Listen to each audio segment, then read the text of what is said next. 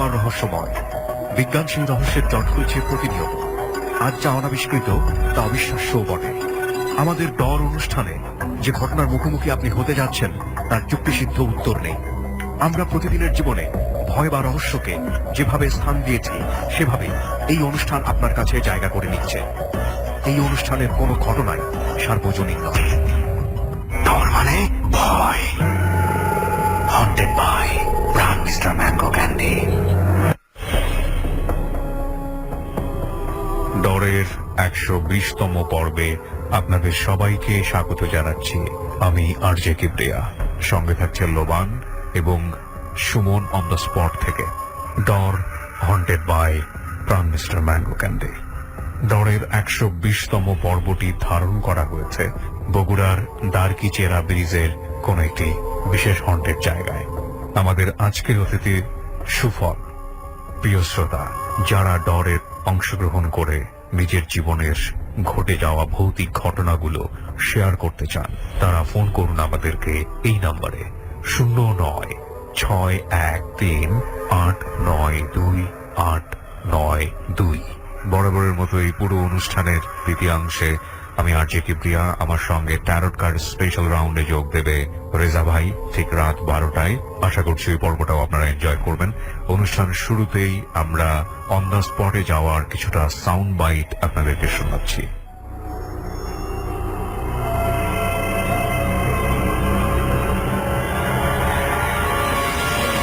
ডর মানে ভয়।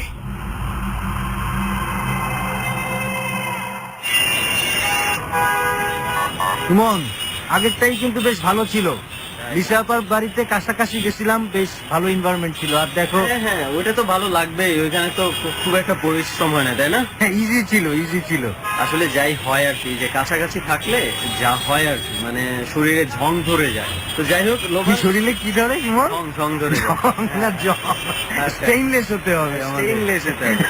আচ্ছা যাই হোক, আজকে সেইগুলাই আর কি আমরা ছুটাতে যাচ্ছি, আর অনেক দূরে যাচ্ছি একদম। বলছে লাগবে 6 ঘন্টা, আসলে দেখবা মিনিমাম 9 ঘন্টা লাগবে। এত দূরে যাচ্ছে যে মহাখালীতে আমরা যেখানে দাঁড়ায় আছি, ঠিক আমাদের সামনে যে গাড়িটা আছে ওই গাড়িটাতে শুধু উঠে বসলেই হবে। একদম বগুড়াতে নিয়ে ফেলবে আর কি আমাদেরকে। এবং আজকের ডেস্টিনেশন হচ্ছে আচ্ছা, আমরা কি একদম বগুড়া পর্যন্তই যেতে হবে? আমরা যতটুকু আমি জানি, আমি গেছি এর আগে ডার্কিচেরা ব্রিজে যাব, এবং ডরে ডার্কিচেরা ব্রিজের ঘটনা এর আগে কিন্তু আমরা প্রচার করছি, রাইট? তো আজকে আমরা যাব এবং এটা মেইন রাস্তাতেই পড়বে। গাড়ি খুব সম্ভবত ওটার আশপাশ দিয়ে যাবে, আমাদের গাড়ি থেকে নেমে হয়তো বা খুব একটা হাঁটতে হবে না। তো দেখা যাক, তার মানে অনেকটা হাঁটতে হবে। বুঝতে পারছি, আমি বুঝছি। চলো লেটস সি লোবান, গাড়িতে ওঠা। চলো।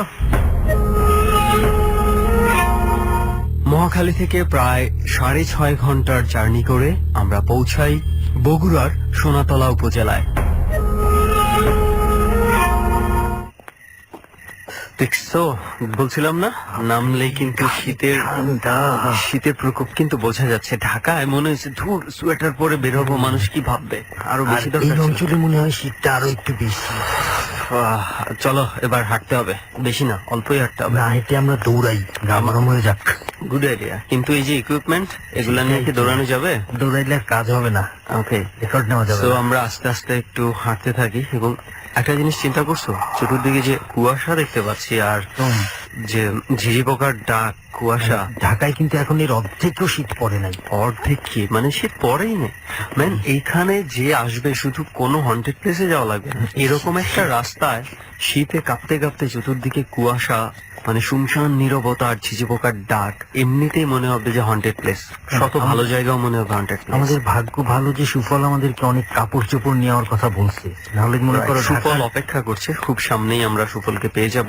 তো চলো আমরা হাঁটতে থাকি।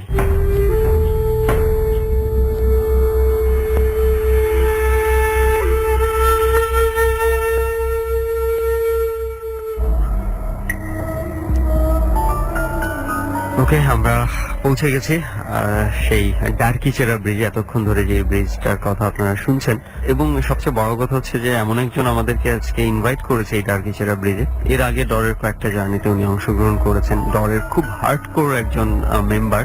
এই ডার্কিচেরা ব্রিজ নিয়ে যারা নিয়মিত ডট শোনেন তারা কিন্তু এর আগে এই নামটার সাথে পরিচিত, এর আগে শুনেছেন আপনারা কিছু না কিছু। তো সেই ঘটনাটা আজকে আমরা দেখার জন্য আসছি আদৌ কিছু আছে কিনা। তবে তার আগে আমি ধন্যবাদ জানাতে চাই সুফল ভাইকে, আমাদের সাথে জয়েন করেছে ডরের জার্নিতে। বিশেষ করে জয়েন করেছে বলবো না, আমরা সুফল ভাইয়ের সাথে জয়েন করেছে। তো সুফল ভাই অনেক অনেক ধন্যবাদ আপনাকে। ধন্যবাদ আপনাকেও। যে আপনি এই রাতের বেলা আমাদেরকে ডার্কিচেরা ব্রিজে আসার ব্যাপারে সাহায্য করেছেন এবং আপনি ওয়েট করেছেন এখানে আমরা পৌঁছেছি। সো ফাইনালি আমরা পৌঁছে গেছি, যেভাবেই হোক। অলরেডি আমাদের লিসনার যারা আছে তারা জেনে গেছে। তবে ঢাকা শহরের ঠান্ডা বোঝা না গেলে বগুড়াতে বোঝা যাচ্ছে ঠান্ডা পড়েছে। আর এখানে যে গ্রিলের মতো যে জায়গাটা, শীতটা আরো বাড়াই দিচ্ছে, কিন্তু শীত বাড়ায় দিচ্ছে। খোলা জায়গাতে আর গাছপালা থাকলে না মানে শীতের পরিমাণ বেড়ে যায়। সুকল ভাই, আমি বিশেষ করে যখন আমার কিছু কিছু গেস্ট আছে যাদেরকে পেলে সবসময় এক্সাইটেড থাকি যে এদের কাছে কিছু দারুণ কিছু ঘটনা থাকে। সো সুকল ভাই, আমরা ঘটনার দিকে যেতে চাই। আপনি কেমন আছেন তার আগে বলেন। আলহামদুলিল্লাহ, আমি অনেক ভালো আছি, আল্লাহ ভালো রেখেছে আমাকে। আর এখানে মানে এসেছেন আমার ইনভাইটে, এবং আমি এখানকার কিছু ঘটনা শেয়ার করতে পারবো। সব মিলিয়ে খুব ভালো লাগছে। ওকে, তাহলে আমরা শুরু করি। ব্রিজ নেই শুরু। আমরা ডার্কিচেরা ব্রিজে যেহেতু আসছি, ব্রিজের অনেক ঘটনা আছে। আমরা এর আগে কিছু জেনেছি অনেক আগের এপিসোডে, কিন্তু আরো নতুন নতুন ইনফরমেশন এই ব্রিজ সম্পর্কে আপনি কালেক্ট করেছেন এবং সেগুলো আমরা শুনবো। তবে আমার মনে হয় ব্রিজের ঘটনাটা আমরা একটু শেষের দিকে যাই, আমরা অন্য ঘটনায় যাই। তাহলে আমরা শুরু করি হচ্ছে আমাদের বগুড়া শহরের একটা ঘটনা দিয়ে। এটা আসলে ঘটেছিল আমার এক টিচারের সাথে। আমি টিচারের নাম বলবো না, কোন প্রতিষ্ঠানে উনি ছিলেন সেটাও বলবো না, সেটাও দরকার নেই আমাদের। আমি জাস্ট হচ্ছে ঘটনায় যাব, যেটা আমি ওনার কাছ থেকে শুনেছি। আমি চেষ্টা করব ওনার ভাষাতেই এটা বলার। এটা সম্ভবত উনি যেটা বলেছিলেন সালটা 11 অথবা 10 হবে। উনি হচ্ছে ঢাকায় গিয়েছিলেন কোনো একটা কাজে, সেখান থেকে উনি ফিরছিলেন বগুড়ায়। সন্ধ্যার গাড়িতে উঠেছিলেন, আর 12টার মধ্যে পৌঁছার কথা, কিন্তু রাস্তায় জ্যাম ছিল। জ্যামের কারণে ওনার দিকে অনেক টাইম স্পেন্ড হয়ে 2টা 2:30টার দিকে উনি বগুড়ার যে বনানী নামক জায়গা আছে, ওই বাসটা আবার ছিল কি বগুড়ার বাস ছিল না, ওটা ছিল রংপুরের বাস। এই জন্য আর ভেতরে ঢোকে নাই, ওরা বাইপাসে বনানীতে নামিয়ে দিয়ে বাইপাসে ওরা চলে গেছে। যখন উনি নামে তখন রাত 2টা 2:30 এরকম জায়গায় যেখানে বাস দাঁড়ায়, বাস থামে, সবসময় 1টা 2টা রিক্সা অটো থাকে। হ্যাঁ, তো উনিও পাইছেন একটা মোটামুটি বিদ্যালয়ের রিক্সায় উনি উঠেছেন। ওনার কাছে একটা সুটকেস ছিল। উনি শহরের এক প্রান্তে নেমেছেন, ওনার বাসাটা শহরের আর এক প্রান্তে। রাতের বেলা রিক্সা নিয়ে গেলে সময় লাগবে না, শীত ছিল। রিক্সাতে উঠে উনি রওনা দিয়েছেন। বনানী থেকে যখন রওনা দিলেন, ঠনঠনিয়া এলাকার দিকে আসতে রিক্সার চাকাটা পাংচার হয়ে যায়। উনি কিছু বলতেও পারছে না, যে মাঝ রাস্তায় এসে এখানে রিক্সাও পাওয়া যাবে না, যেগুলো বা আছে সব যাত্রী নিয়ে ছুটছে 1টা 2টা। বৃদ্ধ লোকটাও অসহায় হয়ে তাকাইছে, বলতে পারছে না আমি কি করবো। উনি বললো যে আমি যেহেতু ভাবলাম যে না, এখানে ওনাকে একটা পেন দিয়ে লাভ নেই, নেমে যাই। রিক্সাওয়ালাকে বিনয় করে দিয়ে উনি নেমে আর কি চিন্তা করতেছে আমি কি করবো। তো ভাবছে যে দাঁড়ায় থেকে লাভ নাই, একটু একটু করে আগাতেই হবে। আমি যতদূর আমি আগাইতে পারি সুটকেসটা নিয়ে, ততই আমি আগাতে পারবো। ওখানে যেখানে নামছে ঠনঠনিয়া কেবল শুরু, একটু দূরে গেলেই ভাই পাগলার মাজার। বগুড়া শহরে কবরস্থান আছে বড় বড়, তার মধ্যে একটা হচ্ছে ভাই পাগলার মাজার। তো ভাই পাগলার যে মাজারটা, এখানে হচ্ছে শুধু মাজার না, কবরস্থান হয় পাশে মাজার, বিশাল বড় গেট আছে। তিনি আস্তে আস্তে ওই দিকতেই, তো মেইন রোডের পাশে তো সামনে দিয়ে যাইতেন। তিনি আস্তে আস্তে ওইদিকে আসতেই দেখেন যে একটা মোটরসাইকেল দাঁড় করানো। হেডলাইটটা দূর থেকে দেখতে পান নাই, কুয়াশা ছিল। কাছাকাছি আসতে বুঝতে পারছিলেন একটা মোটরসাইকেল স্টার্ট দিয়ে দাঁড় করানো, হেডলাইট জ্বলছে। তিনি ভাবলেন যে এখানে যাই, কোনো হেল্প পাওয়া যায় কিনা। তিনি গিয়ে কাউকে পান নাই প্রথমে। কবরস্থান থেকে একজন হুজুর টাইপ লোক, জুব্বা পরা ছিল, দেখে বোঝা যায় যে বুজুর্গ লোক।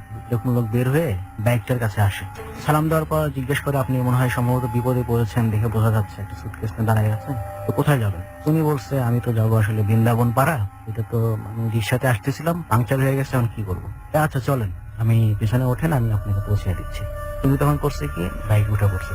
উঠে পড়ে উনি যখন হচ্ছে ওনার গায়ে একটা হাত দিয়ে বসবে আর কি, ব্যালেন্স রাখার জন্য হাত দিতে যাচ্ছে, এই মুহূর্তে উনি বলছে যে গায়ে হাত দিয়ে না, পিছনে ধরার জায়গা আছে, পিছনে ধরে। উনি তো পেছনের দিকে তাকিয়ে দেখে নাই, জাস্ট নিজে থেকে হাত দিয়ে ধরতে গেছে। এমন সময় ওই মানে হুজুরটি বললো যে গায়ে হাত দিয়ে না, গায়ে হাত দিয়ে না, পেছনে ধরে।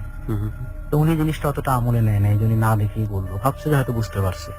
উনি তখন করছে কি, পিছনে ধরে, ফাঁকা রাস্তা ছিল, তারপরেও অনেক আসতে যাচ্ছে বাইক। উনি বললো যে হুজুর আসতে যাচ্ছেন, ঘটনা দেখেন না, হচ্ছে বাতাস লাগতেছে শীতের মধ্যে, আপনার তো ঠান্ডা লেগে যাবে। আসতেই যাই, তারা আছে না, তারা নাই, ঠিক আছে তাহলে চুপচাপ থাকেন, আমি আমার বেশি কথা বলা পছন্দ করি। তখন ওই স্যারটা বলতেছে, যখন উনি এই কথা বললো কথা বলা পছন্দ করি না, তখন আমার একটু রাগ লাগলো। কিভাবে বলার কি আছে, উনি তো ভদ্রভাবে বলতে পারতেন যে আমি বাইক চালাচ্ছি, সমস্যা হবে, আপনি চুপচাপ থাকেন। ওনার একটু ইগোতে লাগছে। উনি তখন বলছে যে ঠিক আছে আপনি চালান, ওটা তো ভুল করে ফেলছি। এবং উনি বলছে যে হচ্ছে মানুষ জাতির সমস্যা এইটা। তখন বলছে আপনি কি জাতি, আপনি মানুষ না, আপনি কি গরু? তখন ইনি আর রাগে কথা বলে নাই, যে ও মনে হয় উল্টাপাল্টা বলতেছে, বলুক, আমার কথা আমার এলাভ নেই। তো যাচ্ছে, হঠাৎ করে খেয়াল করলো যে মফিজ পাগলার মোড় এলাকায় স্পিড ব্রেকার আছে। সেটা খুব অনায়াসেই একই গতিতেই বাইকটা পার হয়ে আসলে কোনো ঝাঁকুনি হলো না। তুমি চিন্তা করলেন যে এখানে ন্যূনতম ঝাঁকি হওয়ার কথা, স্লো হবে মোটরসাইকেল, উনি কোনো কিছুই ফিল করলো না। তো উনি ভাবলো যে শীতের মধ্যে বা কি যা হোক, ওটা ভেবে আমার লাভ নাই, আমি যাইতে পারলেই হলো। তো একটু যাওয়ার পর উনি বলতেছে যে ওহো, আমি তো বিশাল বড় ভুল করে ফেলছি। আমার স্যারটা বলতেছে, ওর একটা মনে হয়েছে বাসের মধ্যে ফাইল রাখা আছে, যদি একটা ফাইল রাখছিল, বের করে দেখতেছিল, সেটা নামার সময় আর নিয়ে নামা হয়নি। তো ওই হুজুরটা বলতেছে আপনি কোন বাসে ছিলেন? তো বললো আমি অমুক বাসে ছিলাম। কত নাম্বার সিট মনে আছে? এত নাম্বার সিট। তারপর কিছুক্ষণ হুজুর চুপ ছিল, একটু পরে পিছনে হাত দিয়ে বলছে ধরেন আপনার ফাইল। উনি তো মানে বলছে আমি পুরো হতভম্ব, এটা কি করে সম্ভব? তখন উনি বললো যে আমি এটা নিয়ে এক হাতে পিছনে ধরা, এক হাতে যে খুলে দেখবো, এটা আমার কাছে বাইকের উপর সম্ভব হচ্ছিল না। তো আমি তারপরেও যতদূর পারছিলাম চেষ্টা করতে, যেটা আমি দেখি তারপর শিওর হই এটা আমারটাই কিনা। এক হাত দিয়ে উনি খোলার চেষ্টা করছে। তখন সামনে থেকে উনি বলছে যে আমি যেহেতু ফাইলটা এনে দিতে পারছি, এটা আপনারই। আর যদি আপনার না হয়, যদি আপনি হারাই ফেলেন, তাহলে তো হারাই ফেলছেন, তাহলে আপনার জন্য লাখ ভালো, না হলে না, এখনই দেখার কি আছে, আপনি তো পড়ে যেতে পারেন, সাবধানে থাকেন। পর আস্তে আস্তে যখন ওর বাড়ির দিকে গেছে, তখন উনি খেয়াল করছে সামনে একটা গর্ত আছে। ওই গর্তটা অনেক যেগুলো গাড়ি টাড়ি যায়, তো ডান দিয়ে একটু ঘুরে যায়, কিন্তু ও সোজাই চলে গেল, কিচ্ছু হলো না। এত কিছুর পরে ওনার মধ্যে একটু ভয় কাজ করে যে এটা কি একটু অস্বাভাবিক মনে হচ্ছে না। এরকম হতে হতেই সামনের লোকটা করছে কি, হঠাৎ করে জাম ব্রেক দিছে। আচ্ছা। এবং সে দেখে যে সামনে হচ্ছে একটা বিশাল বড় বিড়াল। এত বড় বিড়াল সাধারণত হয় না। তখন বলছে যে আপনি বিড়ালটা আগে দেখেন নাই ফাঁকা রাস্তায়? বলে না, বিড়ালটা আমি দেখছি, বিড়ালটাও আমাকে দেখছি, কিন্তু আপনার না ইচ্ছা হচ্ছিল আমার গায়ে হাত দেওয়ার, ঝাঁকি পেয়ে গায়ে হাত পড়ছে, কি বুঝি? তখন ওনার মনে হলো, ওহো, আমি তো গায়ে হাত দিছি ঠিকই, যতদূর আমার হাতটা ভার গেছে, আমার কাছে হাতে কোনো টাচ হয়নি, কাপড় ছাড়া। তখন বলে যে আপনি আসলে কে বলেন তো? বলে যে আমি মানুষের উপকার করি, বিপদে পড়ে যে জিনকে মানুষকে ক্ষতি করে, ভয় দেখাই, বলে তা না, আমি আসলে আপনাকে উপকার করতে যাচ্ছি, এই জন্য আমি আপনাকে মোটরসাইকেলে উঠাইছি। আর আপনি আমার সাথে যে ব্যবহারগুলো করতেছেন, বা আমি আপনি কথা বলি আপনি শোনেন না, চুপ থাকেন না, সেটা আমি খুব রাগ হচ্ছে। এই জন্যই এই বিড়ালটা দেখলেন, সাধারণ কোনো বিড়াল ছিল না, একটা জিন ছিল।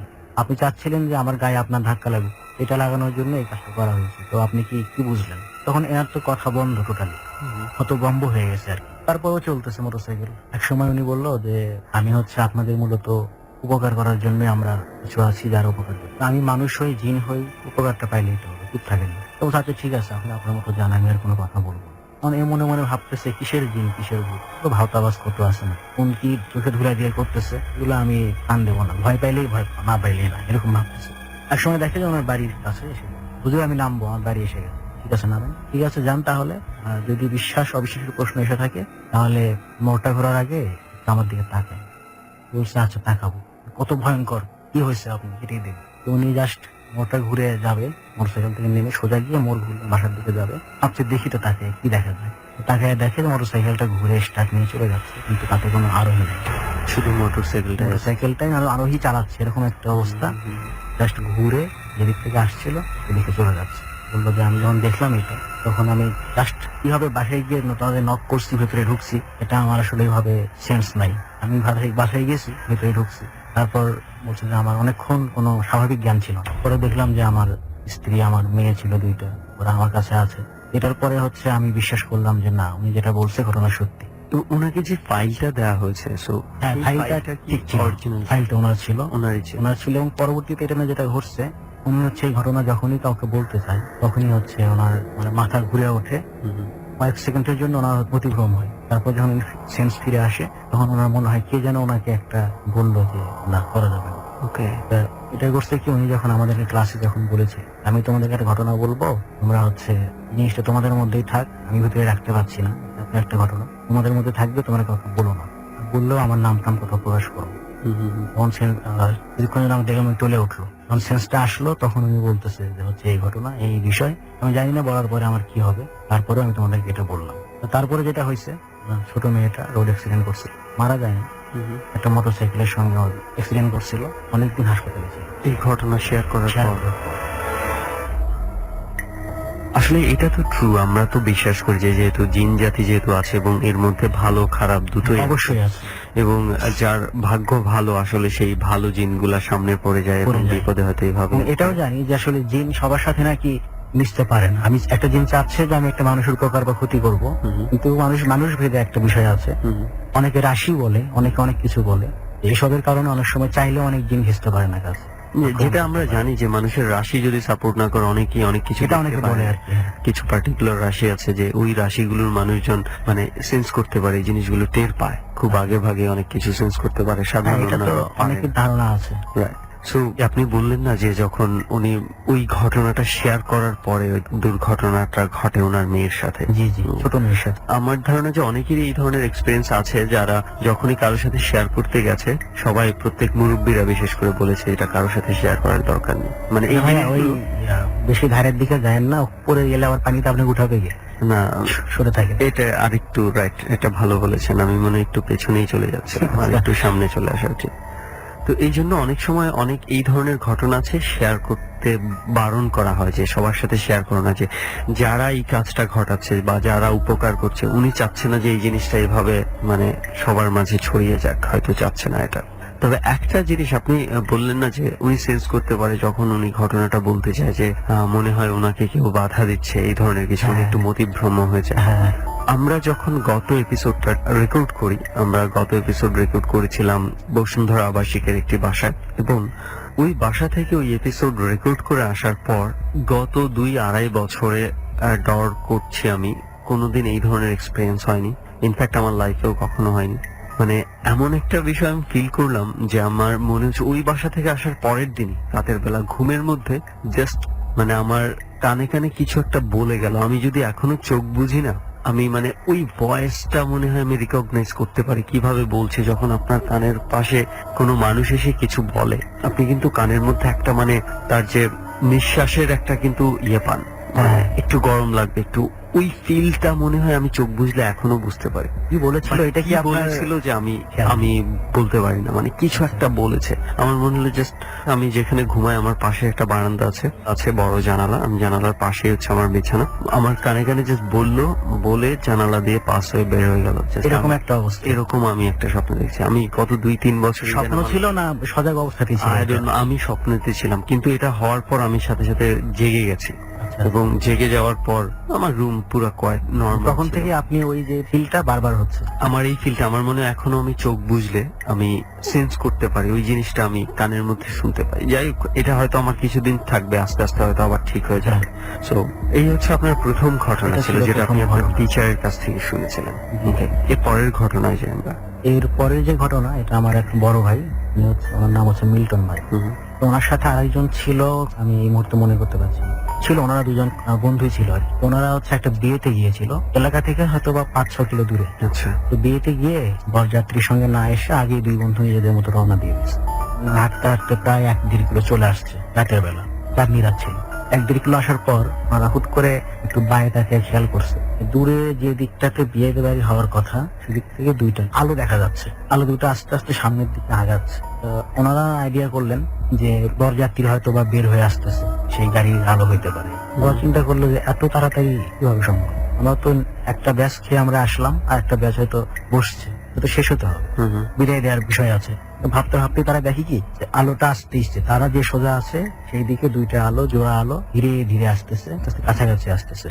ওনারা চিন্তা করলো যদি এটা গাড়ির, ভ্যানের বা যে কোনো কিছুর আলো হয়, তারা রাস্তাতে ঘুরে আসবে, ক্ষেত খামার এর মধ্যে তো এত দ্রুত এত স্মুথ ভাবে কিভাবে আসতে পারে। তখন ওনাদের মধ্যে খেয়াল হলো অবশ্যই অন্য কিছু হবে। তখন অন্যজন নাকি বলছে মিল্টন ভাইকে যে এই উল্কা টুলকা নাকি। তা উনি বলছে না, উল্কা হলে তো হুট করে আসলো নাই, উপর থেকে আকাশ থেকে পড়বে, নিচের দিকে নাই হয়ে যায়। এটা জাস্ট সোজা আসতেছে, অনেক নিচ দিয়ে আসতেছে, অনেকক্ষণ ধরে আসতেই আছে, খুব ধীরে ধীরে হলেও আসতেছে। এটা তো ভয়ের একটা ব্যাপার। তখন ওনারা দৌড় যেটুকু জানে করতে শুরু করলো। ওখান থেকে ওনারা দৌড় দেবে, এটা ভরসা কি, ও আলো সাথে করা পারবে, আলো আসতেছে সোজা, রাস্তাঘাট না ধরে। এর মধ্যেই দেখি কি হুট করে ওই আলোর বিপরীত পাশ থেকে, ওই লোকালয় থেকে আরো দুইটা আলো আসতেছে। এরা তখন আরো ভয় পেয়ে গেল যে এখন কি ঘটনা, 2 থেকে 4টা আলো আসতেছে আমাদের দিকে। ওনারা খেয়াল করলো যে এই আলো দুটো যখন আসছে, পরের দুইটা তখন আগের দুইটা থেমে গেছে জায়গায়। ওনারা শুধু দেখতেছে ভয়ে ভয়ে যে কি ঘটতেছে এখানে। এই দুইটা আলো খুব কাছে চলে আসলো, ওরা তো মানে পুরো একে অপরকে ধরে কাঁপতেছে যে কি ঘটে এখন, কোনো কিছু গ্যারান্টি নাই। আলো দুইটা ওনাদের মাথার উপর দিয়ে আগুনের দুইটা দলা, তখন ওরা বুঝতে পারলো কাছে আসলে চলে গেল ওই যে দুইটা ছিল ওই দিকে, এটা যায় ওরা পিছিয়ে যায়। এরকম একটা অবস্থা হতে হতে শেষ পর্যন্ত চারটায় মিলে গেছে, দূরে চলে গেছে, চারটা আলোই নাই হয়ে একটা আলো গেছে। নাই। আচ্ছা, তো ওনারা তখন আইডিয়া করলো যে দুইটা হয়তো খারাপ কিছু আসতেছিল, এদিক থেকে ভালো কিছু তাদেরকে তারাই এরকম কিছু হইতে পারে। এটা ভেবে ওনারা একটু নিশ্চিন্তে একটু বাড়ির দিকে আসতে শুরু করলো। তো যখন বাড়ির কাছাকাছি হয়তো আর 5-6 মিনিট আছে এরকম অবস্থায়, তখন দেখে কি যে একটা কুকুর তাদের দিকে আসতেছে আর হচ্ছে ঘেউ ঘেউ করতেছে।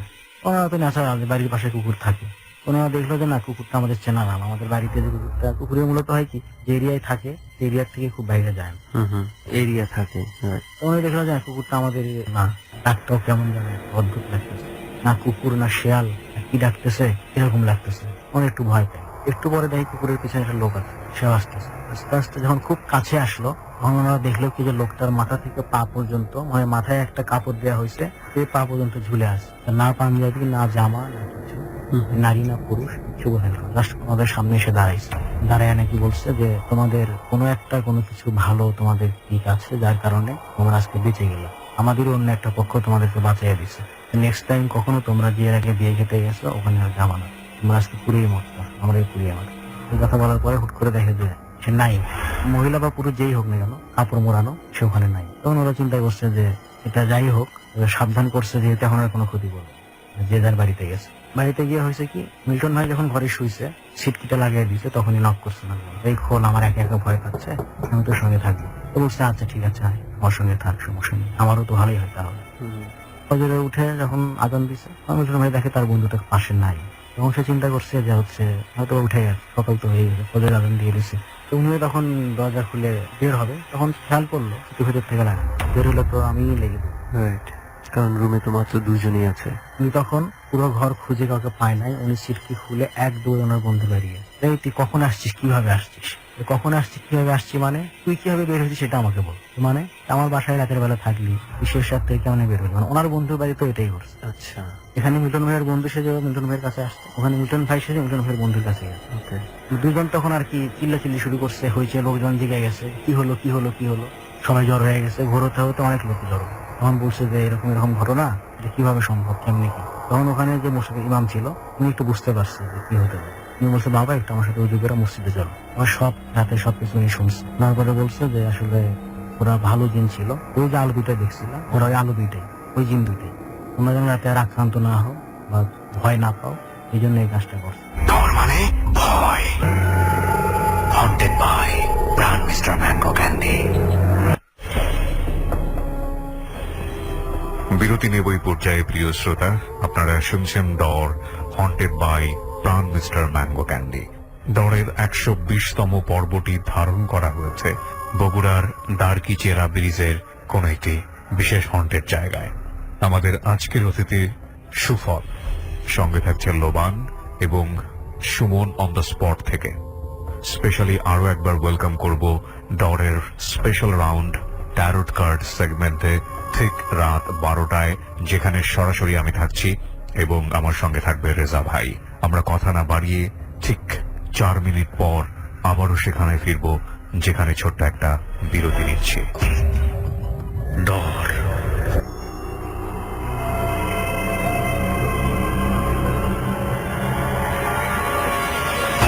ডর মানে ভয়, হন্টেড বাই প্রাণ মিস্টার ম্যাঙ্গো ক্যান্ডি। আমন্ত্রণ আরো একবার। ডরের 120তম পর্বটি ধারণ করা হয়েছে বগুড়ার দারকিচেরা ব্রিজের কোন একটি বিশেষ হন্টেড জায়গায়।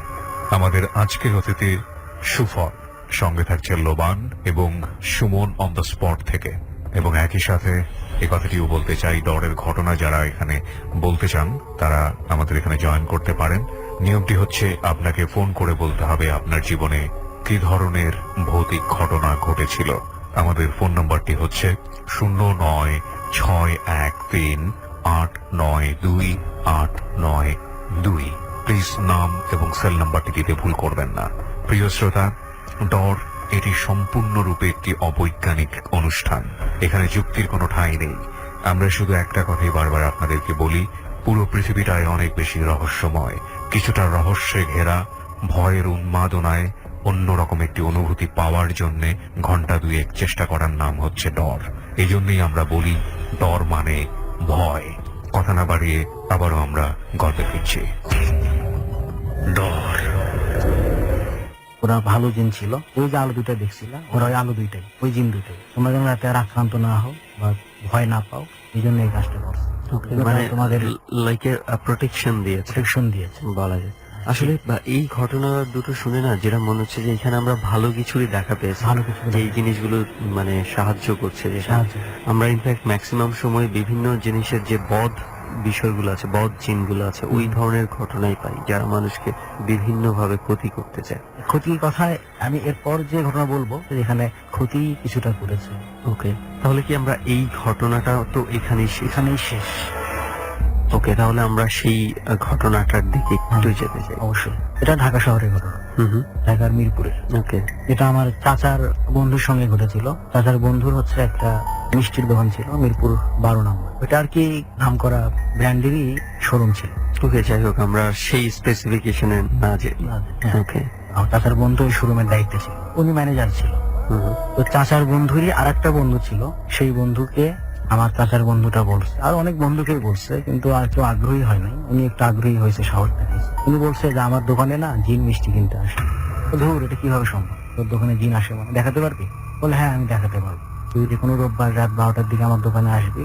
এমনিতেই আমি 10টার মধ্যে দোকান বন্ধ করি, রোববার দিন আমার দোকান 12টা পর্যন্ত খোলা থাকে। আর এই সময়ের মধ্যে ওনারা আসে, এসে মিষ্টি কিনে নিয়ে তারপর চলে যায়। তো বললো যে ঠিক আছে, তুই যখন দেখাতে চাচ্ছিস আমি দেখবো। একটা চ্যালেঞ্জের মতো আর আগ্রহ এবং কি হয়েছে আমি দেখবো, এরকম একটা বিষয়। তো ওরকম কোন একটা রবিবারে ওনারা দিন ঠিক করে রাত 12টায় সব কর্মচারীকে বিদায় দিয়ে দিছে। ওই দুই বন্ধু আছে, ওই বন্ধু আর ওই বন্ধু যার একটা বন্ধু, এই দুইজন আছে। তো বলছে শোন, যখন ওরা আসবে তখন আমি তোকে ইশারা দিব, তুই কোনো কথা বলবি না, জাস্ট দেখবি। তুই কোনো কথা বলবি, খবরদার, শুধু দেখবি। আচ্ছা। তো দুই একজন আসছে মিষ্টি কিনতে, গাড়ি থামায় বা আসছে, ইশারা পায় না। একসময় রাস্তার অপোজিট সাইড থেকে 6 জন লোক, খুব উঁচু, স্বাস্থ্য ভালো, সবার পরনে মোটামুটি একই ড্রেস, পাঞ্জাবি পাঞ্জামা, খুব সুন্দর দেখতে। যদিও রাতের বেলা, লাইট যদিও আছে শহরে, তারপর ওনাদের চেহারা যেন আরো বেশি দেখা যাচ্ছিল। এটা বলছে মনে হচ্ছে খুব উজ্জ্বল চেহারার কিছু লোক আসতেছে। এটা দেখে উনি তখন ইশারা দিচ্ছে, কোন একটা গুতা দিচ্ছে, চুপ থাক, আসতেছে। তাছাড়া বন্ধু নাকি বলছে যে ধুর এইসব মানুষ আসছে, এসব জিন কোথায়, সবগুলো তো মানুষ দেখা যায়। মনে হয় হচ্ছে ওই যে মিরপুরে তো অনেক বিহারি থাকে, কিছু লম্বা আছে অনেকের মধ্যে, ওগুলো কেউ হইতে পারে। বলে ঠিক আছে তুই চুপ থাক, তুই দেখ, কথা বলিস। উনি চুপ করে থাকছে।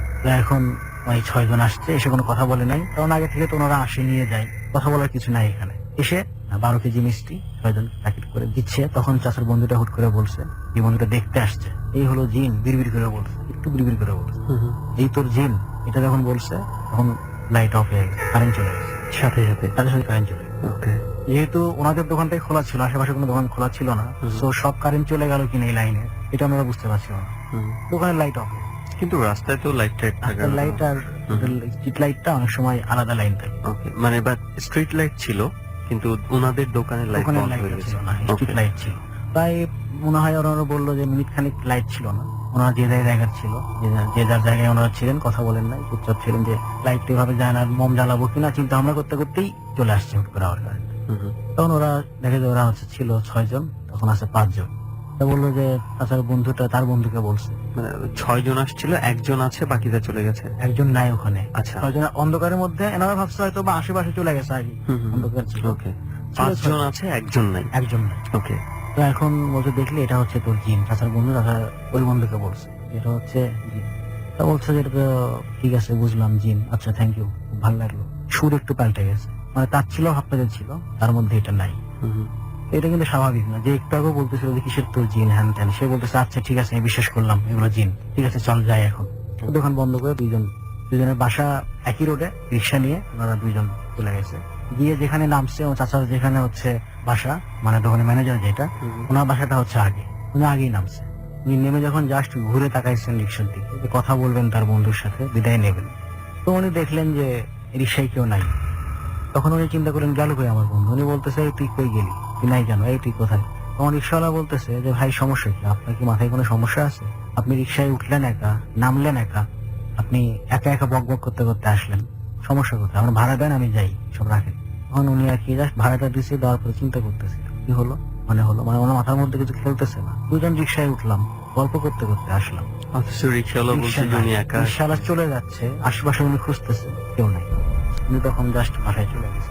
পরদিন করছে কি, ওই তাড়াতাড়ি ওর দোকানে আসছে, কি মনে হয়েছে তাড়াতাড়ি আসছে যে এরকম ঘটলো, দোকানে আমার যাওয়া দরকার, কোনো কিছু অঘটন ঘটলো কিনা। মনের মধ্যে একটু যেহেতু খটকা ছিল, আগিয়ে গেছে। গিয়ে আমি যখন দোকানের টয়লেট ছিল শোরুমে, তখন টয়লেটে গিয়ে দেখি কি, টয়লেটে ওনার বন্ধু হাত পা মুখ বাঁধা অবস্থায় পড়ে আছে।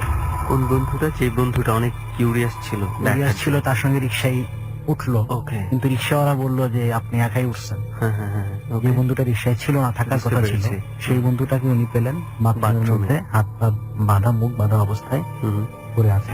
তো ওনার হাত পা বাঁধা ছিল, মুখ টুক বাঁধা ছিল। উনি ওনাকে জাস্ট ওগুলো খুলে দিলেন, তারপর বললো তোর কি হয়েছে, তুই এখানে কেন, আমার সঙ্গে কাল তুই রিক্সাতে গেলি, হুট করে নাই, এখানে কি ঘটনা? তো বললেন না, আমি তোর সঙ্গে কাল তো রিক্সায় যাই না, কালকে যখন কারেন্ট চলে গেল তখন থেকে আমার সেন্স ছিল না, যখন আমার সেন্সটা আসে তখন আমি এখানেই বাধা পড়ে আছি। ওকে। দোকানের আর কোনো কর্মচারী বা আর কেউ? ওই দিন তো আগে বিদায় করে দিয়েছি। আচ্ছা আচ্ছা, মানে উনি জেনে বুঝে ওই সময় দোকানটা খোলা রাখে খোলা রাখে, যেন ওনারা আসে আসতে নিয়ে পারে। যেতে পারে। হ্যাঁ। ওকে। তো তখন যখন ওনারা রিয়েলাইজ করলো যে হচ্ছে প্যারানর্মাল কিছু, ওনারা দুজনেই চুপচাপ, কি ঘটলো। আমার বন্ধু বললো শেষ পর্যন্ত যে দোকানের শোরুমের যিনি ম্যানেজার, তোকে আমি আগে নিষেধ করেছিলাম তুই কোনো কথা বলিস না, তুই কথা বলছিস, সম্ভবত এটাই ওদের শুনতে পেয়ে ওনাদের শোরুমে কি কোনো সিসিটিভি ছিল? না, এটা অনেক আগের তো। আচ্ছা, তখন ছিল না ওইভাবে। এখন তো অনেক দোকানে সব দোকানেই ক্যামেরা লাগানো আছে, হয়তো বা এখন হ্যাঁ, কিছু কিছু একটা ভালো পয়েন্ট মনে করেছেন আপনি, এটা অনেকের মনে একটা সংশয় থাকে। ওকে। তো সুফল ভাই, এই হচ্ছে আপনার ঘটনাগুলো ছিল। তবে আমি একটা জিনিস বলি যে আমি হয়তো এই ঘটনাটা আগেও বলেছি কিনা ডরে আমার মনে নেই। আমরা এখন যেই ঘটনাগুলো শুনলাম, যে আপনি রাতের বেলা আলোর কথা বলেছেন এবং এখন দোকানে যে মিষ্টি নিতে এসেছে, তো কিছু কিছু ক্ষেত্রে হয়তো এই জিনিসগুলো অ্যাবনর্মাল থাকে, কিছু অন্য ধরনের এক্সিস্টেন্স থাকে। আবার আপনি জীবনে চলার পথে কিন্তু এই ধরনের নর্মাল ঘটনা ঘটে। এখন আপনি যেই প্রকৃতির মানুষের কথা বলেছেন, বাংলাদেশেও কিন্তু এই প্যাটার্নের মানুষ আছে, অনেক লম্বা চূড়া, দেখতে ফর্সা। এখন আপনি যদি এই ধরনের মানুষ দেখলেই ভাবেন যে জিন বা অন্য কিছু, অবশ্যই তাহলে তো ঝামেলা। বা যে কোনো আলো দূর থেকে নড়াচড়া করতে দেখলেই যদি ভাবেন যে অন্য কিছু প্রবলেম। আমি একটা ছোট্ট উদাহরণ দিই। প্রায় মনে হয় 15-20 দিন আগের একটা ঘটনা। চুয়াডাঙ্গা বা ঝিনাইদহ এই ধরনের কোন একটা জায়গার দিকে হবে বাংলাদেশে। তো একটা গ্রামে এমন হয়েছে কি, রাতের বেলা হঠাৎ করে মানুষ খেয়াল করলো যে এই পুকুরের নিচ থেকে আলো বের হচ্ছে। তো একজন দুজন করে পুরো গ্রামের মানুষ চলে আসছে যে কি অবস্থা, মানে সবাই আসলে আতঙ্কিত হয়ে গেছে, আসলে প্রবলেম কি।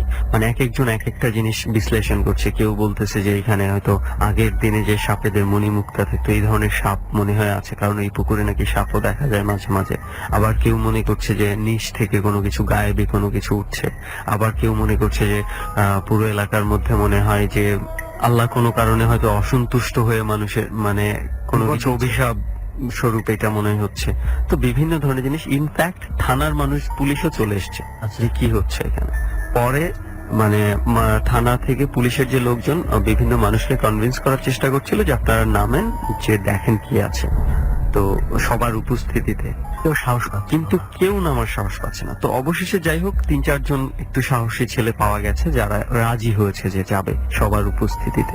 তো যেভাবেই হোক, রাত যখন মোটামুটি অনেক রাত হয়ে গেছে, তখন 4 জন নেমেছে। হাজার হাজার মানুষ তখন পুরো পুকুর ঘিরে রেখেছে এবং সেখানে গিয়ে তারা আবিষ্কার করলো সেই আলোর রহস্য। এবং সেই রহস্যটা হলো একটা টর্চ লাইট পড়েছিল পুকুরের নিচে, কারো হয়তো টর্চ লাইট পড়ে গেছিল বা কোনো না কোনো ভাবে সামহাও টর্চ লাইটটা জ্বলেছিল এবং সেই টর্চ লাইটের আলো পুকুরের নিচ থেকে আসতেছিল এবং মানুষজন ভাবছিল যে কি না কি ঘটে গেছে, কত অলৌকিক জিনিস ঘটে গেছে এখানে। তো এই জন্যই এই উদাহরণটা দিলাম যে সবকিছুর মধ্যেই এই ধরনের অলৌকিক জিনিস ভাবা আসলে ঠিক না। এরকম একটা উদাহরণ আমিও দিতে পারি। আমরা ছোটবেলায় কি করতাম জানেন, অনেকে ওই যে গুল খায়, কাঁচের বোতল ছিল, রাবারের মুখ ছিল, রাইট। ওটা আমরা করতাম কি, কেরোসিন তেলের মধ্যে চুবাইয়া রাখতাম। সারাদিন চুবাইয়া রাখলে হয়তো কি পুড়ে যাইতো, ওটাতে আগুন ধরায় দিলে অনেকক্ষণ জ্বলতো। আমরা একবার করছি তো এরকম, কয়েকটা মিলে করে রাস্তায় ফেলে রাখছি আগুন দিয়ে। আমরা লুকাইছিলাম যে কি হয় দেখার জন্য। তো একজন তো খুব আসলে ভয় পেয়ে গিয়েছিল, উনি এসে দৌড় দিছে, দেখছি। এইরকম আর কি, আলো মানে যে ভূত বা বা ভালো মানের সেটাই, আমি সবকিছুতেই অদ্ভুত কিছু ভাবার কারণে। এটা সো এনিওয়েজ, সুফল ভাই, আমরা তো অনেকটা শেষ দিকে আসছি। একটু আমরা এবার এই ডাকিচেরা ব্রিজে আসার পেছনে আপনি বলেছিলেন যে কিছু ঘটনা আছে স্পেসিফিক, যে জন্য আপনি আমাদেরকে আসতে বলেছেন। সো ইনফ্যাক্ট আমি এতটুকু বলবো যে ডাকিচেরা ব্রিজে আমরা যেই রাতের বেলায় যেই নীরবতায় আছি, আপনি যদি থাকেন এখানে আপনি বুঝবেন যে কি পরিমাণ ভয়ঙ্কর লাগতে পারে আপনার কাছে। না আসলে এখানে বেডরুমে বসে আরামে বসে এটা ফিল করা যাবে না। সো আমরা এই ব্রিজের একটু প্রসঙ্গে আসি, যে কেন আমরা এই ব্রিজে আমাদেরকে ইনভাইট করেছেন আপনি।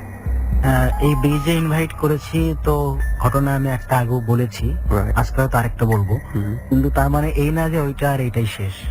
অনেক ঘটনায় আছে, হুম, হুম, আর সবগুলো হয়তো আমার শোনা হয় নাই, সবগুলো আমার পুরোপুরি মনে নাই।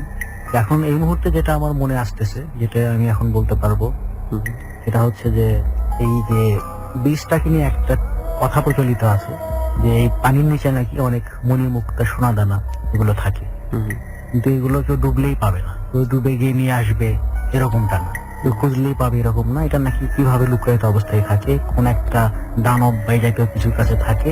এটা করতে নিতে গেলে অনেক কিছু করতে হয়, অনেক তদবির করতে হয়, অনেক কিছু করতে হয়, অনেকে অনেক চেষ্টা করে।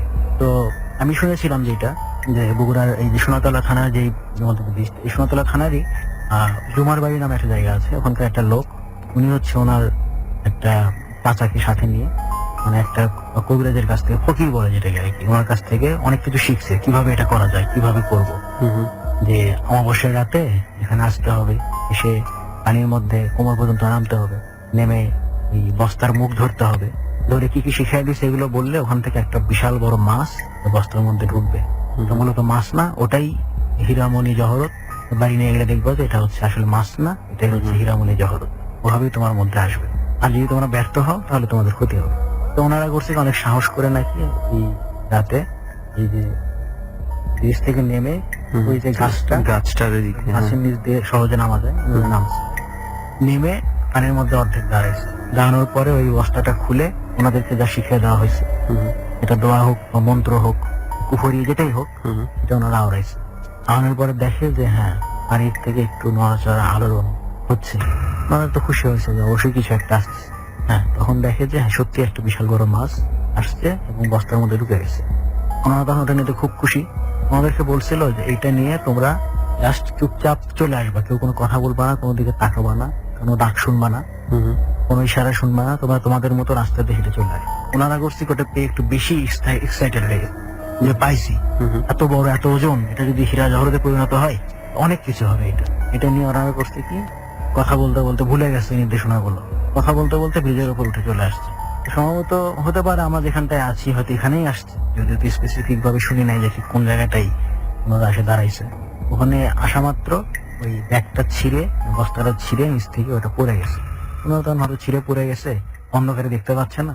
ওনারা ওটাতে যখন হাত দিছে ধরার জন্য, তো মাছটা তো পড়ে গেল। হুম, তখন হাত দিছে, তখন দেখে যে আসলে মাছ মনে হচ্ছে না। ভালো করে লক্ষ্য করে ওনারা খেয়াল করে দেখে যে যেন একটা ছোট্ট শিশু, কিন্তু মাথাটা অনেক বড়, হুম, এরকম মনে হচ্ছে। তারা একটু ভয় পাইছে যে এটা কি দেখতেছি আমরা, এটা কেন এরকম। তখন নাকি একটা গায়েবী আওয়াজ থেকে তোমাদের কানে আসছে, তোমরা যেভাবে তোমরা আসছো সেভাবে তোমরা যেতে পারলা না, তোমাদের কাজ সম্পূর্ণ হয়নি, তোমাদেরকে এটা দেওয়া গেল না, তোমাদের ক্ষতি হবে, এটা যে কোনো সময় হবে, তোমরা পালাও। তখন ওরা করছে কি, ওটা রেখে মানে জাস্ট চলে আসবে। তখন দেখি কি যে ব্যাঙ যেভাবে লাফ দিয়ে পানিতে পড়ে, হুম, ওই জিনিসটা, ছোট বাচ্চার মতো যে জিনিসটা, ওটা তখন লাফ দিয়ে ড্রপ খাওয়ার মতো উপরে উঠে পানির মধ্যে কাষ্ট করে গেছে। এটা দেখে ওনারা দৌড়ে চলে আসছে। চলে আসার পরে যেটা হয়েছে যে ওই যে ফকির ওনার কাছে গেছে যে বাবা এরকম তো হয়েছে, আমরা এখন কি করব, কি করতে পারি। উনি বলছে তোমাদের দ্বারা হবে না, এখন কোনো যদি ক্ষতি হয় সেটা ঠেকানোর মতো ক্ষমতা আমার কাছে নাই, কারণ ওখানে যে জিনিসটা থাকে সেটার সাথে আমি লড়তে যাবো না কখনো। এটা অনেক আগে থেকে থাকে, অনেক বড় কিছু, শক্তিশালী কিছু, আমি এটার পেছনে লাগতে যাবো না, তোমাদের নিরাপত্তা তোমরাই দেখো, আমি কিছু করতে পারবো না। তো ওনারা দীর্ঘদিন তেমন কিছু হয় নাই আসলে। একদিন বাজার থেকে একটা মাছ কিনে নিয়ে আসছে, দুজনের একজন।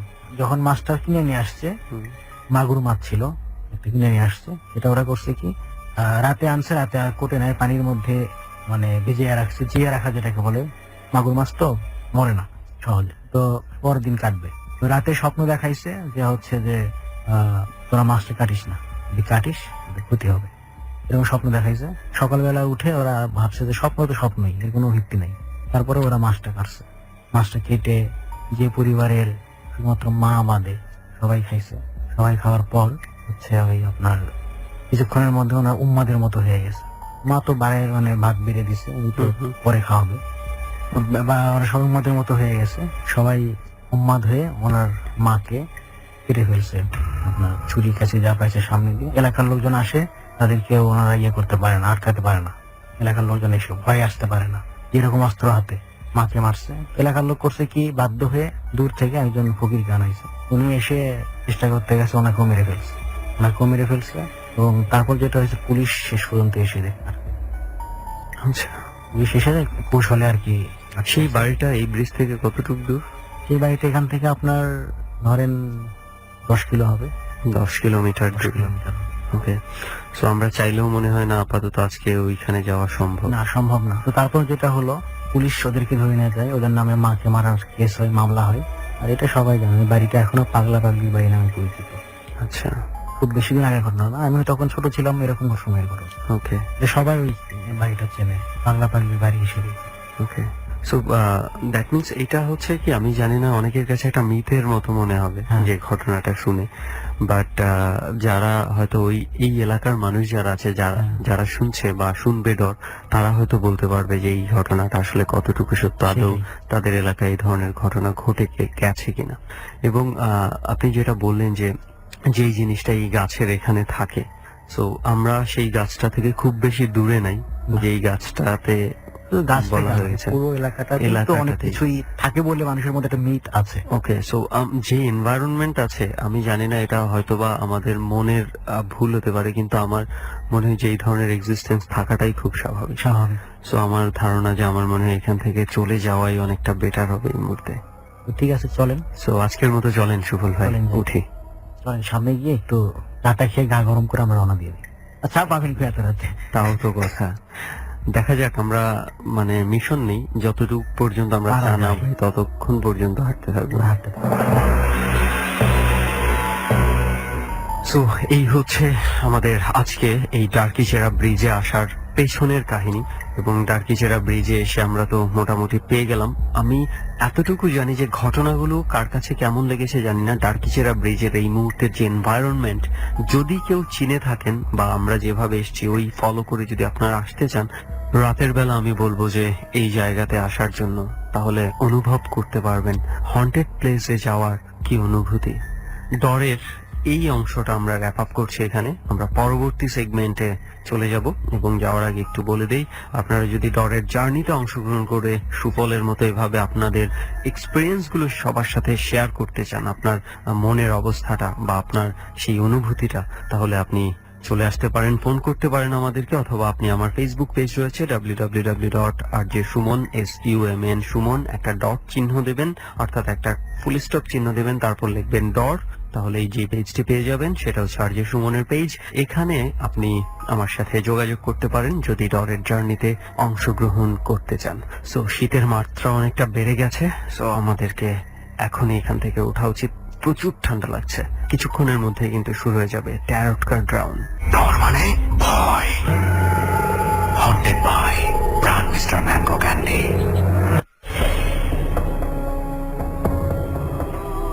5 মিনিটের ছোট্ট একটি বিরতির সময় হলো প্রিয় শ্রোতা। 5 মিনিট পর ঠিক রাত 12টায় ট্যারট কার্ড স্পেশাল রাউন্ড শুরু হচ্ছে ডরে।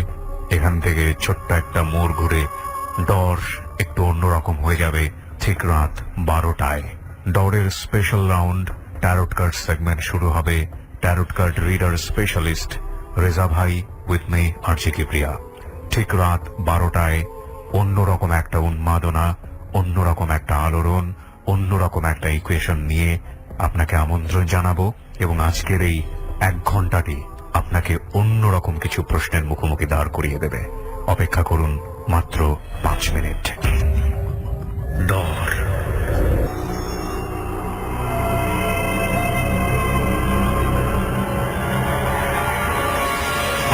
ডর মানে ভয়, হন্টেড বাই প্রাণ মিস্টার ম্যাঙ্গো ক্যান্ডি।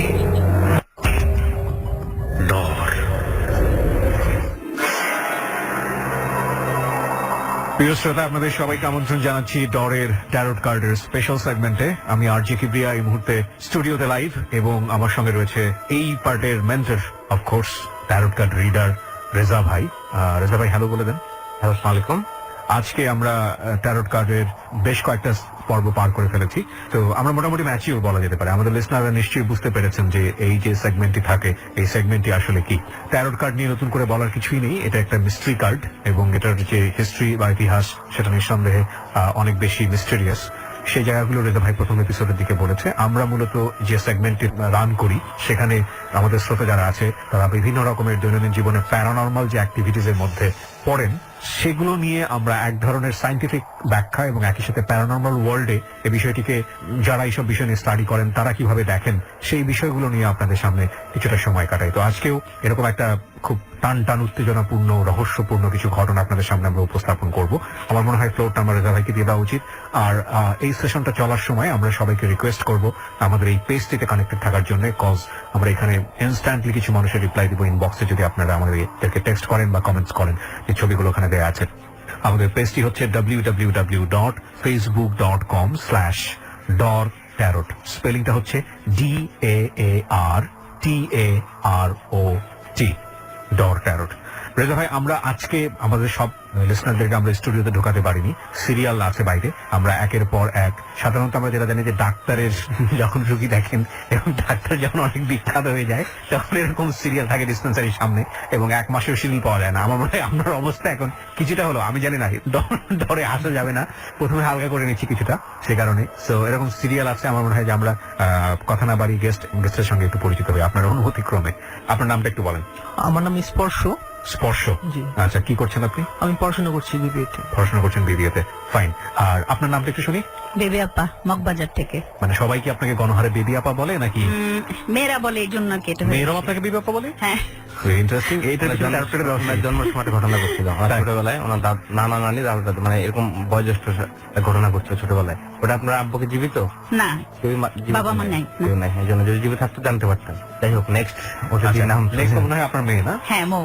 আমার নাম হচ্ছে মৌ, আমি ক্লাস 10 এ পড়ি। ফার্স্ট টেনে পড়েন, এবং আপনার আরেকটা মেয়ে আছে আপনার? হ্যাঁ, আচ্ছা, এলিসিয়া। এলিসিয়া। তো দুই মেয়েকে আপনি সাথে করে নিয়ে এসেছেন হ্যাঁ, হ্যাঁ। আজকের এই সেগমেন্টে, হ্যাঁ, হ্যাঁ। এবং আপনি যে প্যারানর্মাল অ্যাক্টিভিটিস এর কথাগুলো বলবেন সেটার সঙ্গে ওরা দুজন জড়িত। জড়িত, হ্যাঁ। ফাইন, আপনার কাছে আমরা পরে আসবো। তার আগে আমরা স্পর্শের কাছে যাই। স্পর্শ, আপনি আমাদেরকে বলেন, আমরা তো রেডিওতে রেজা ভাইয়ের বাসার ঠিকানাও বলিনি, কোনো কিছুও বলিনি, আপনি কিভাবে রেজা ভাইয়ের বাড়িতে গিয়ে হামলা দিয়েছেন? মানে রেজা ভাই, আপনি কি বলেন যে এটা কিভাবে ঘটলো? আমি তো অফিসে বসা, হঠাৎ করে দেখি একটা ছেলে আসলো, আইসা বলছে রেজা ভাই আছে।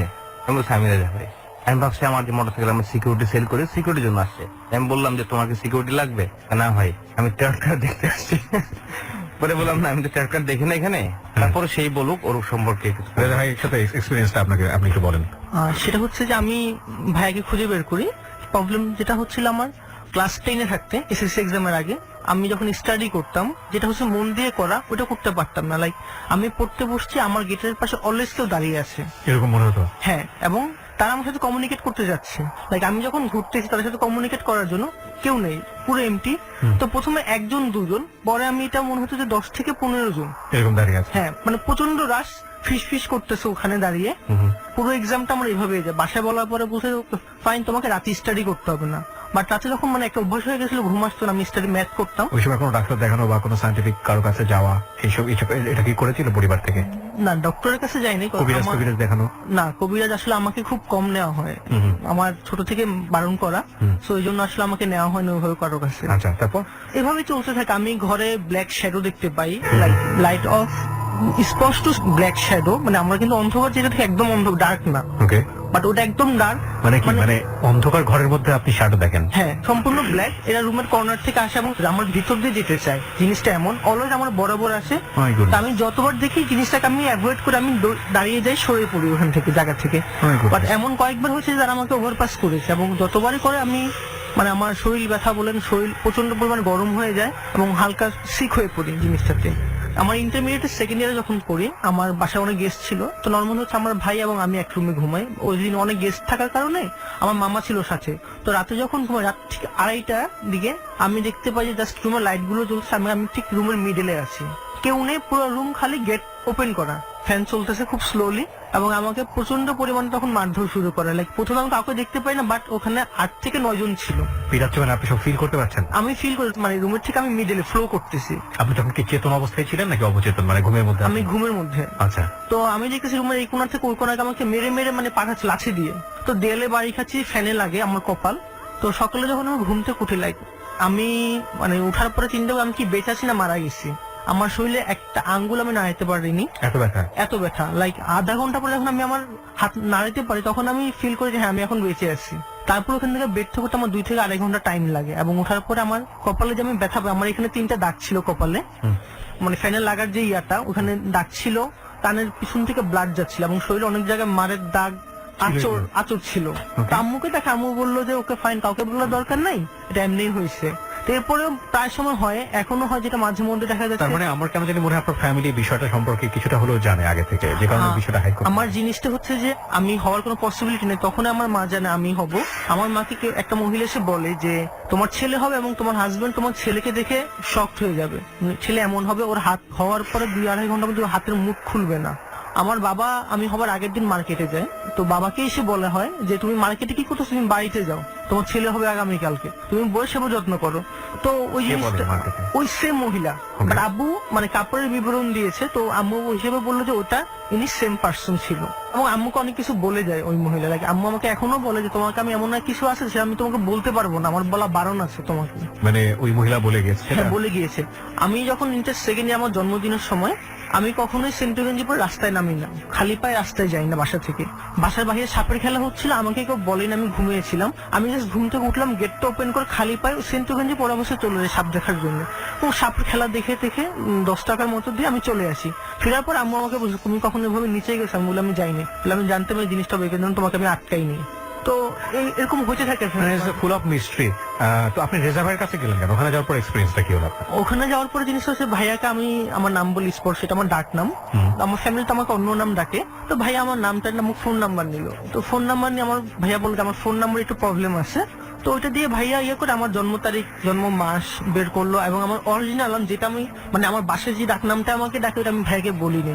আমার ইচ্ছা ছিল যে ভাইয়াকে আমি পরে সবকিছু ডিটেলস বলবো। তো ভাই আমার আসল নাম বাসায় যে ডাক নামটা ডাকে ওই ডাক নামটা বের করে তারপরে বললো ফোন নাম্বার দিয়ে সে ভাই আমাকে বললো তুমি নেট আছে? আমি বলে হ্যাঁ ভাই ফোন নেট আছে। তুমি গুগলে সার্চ দাও।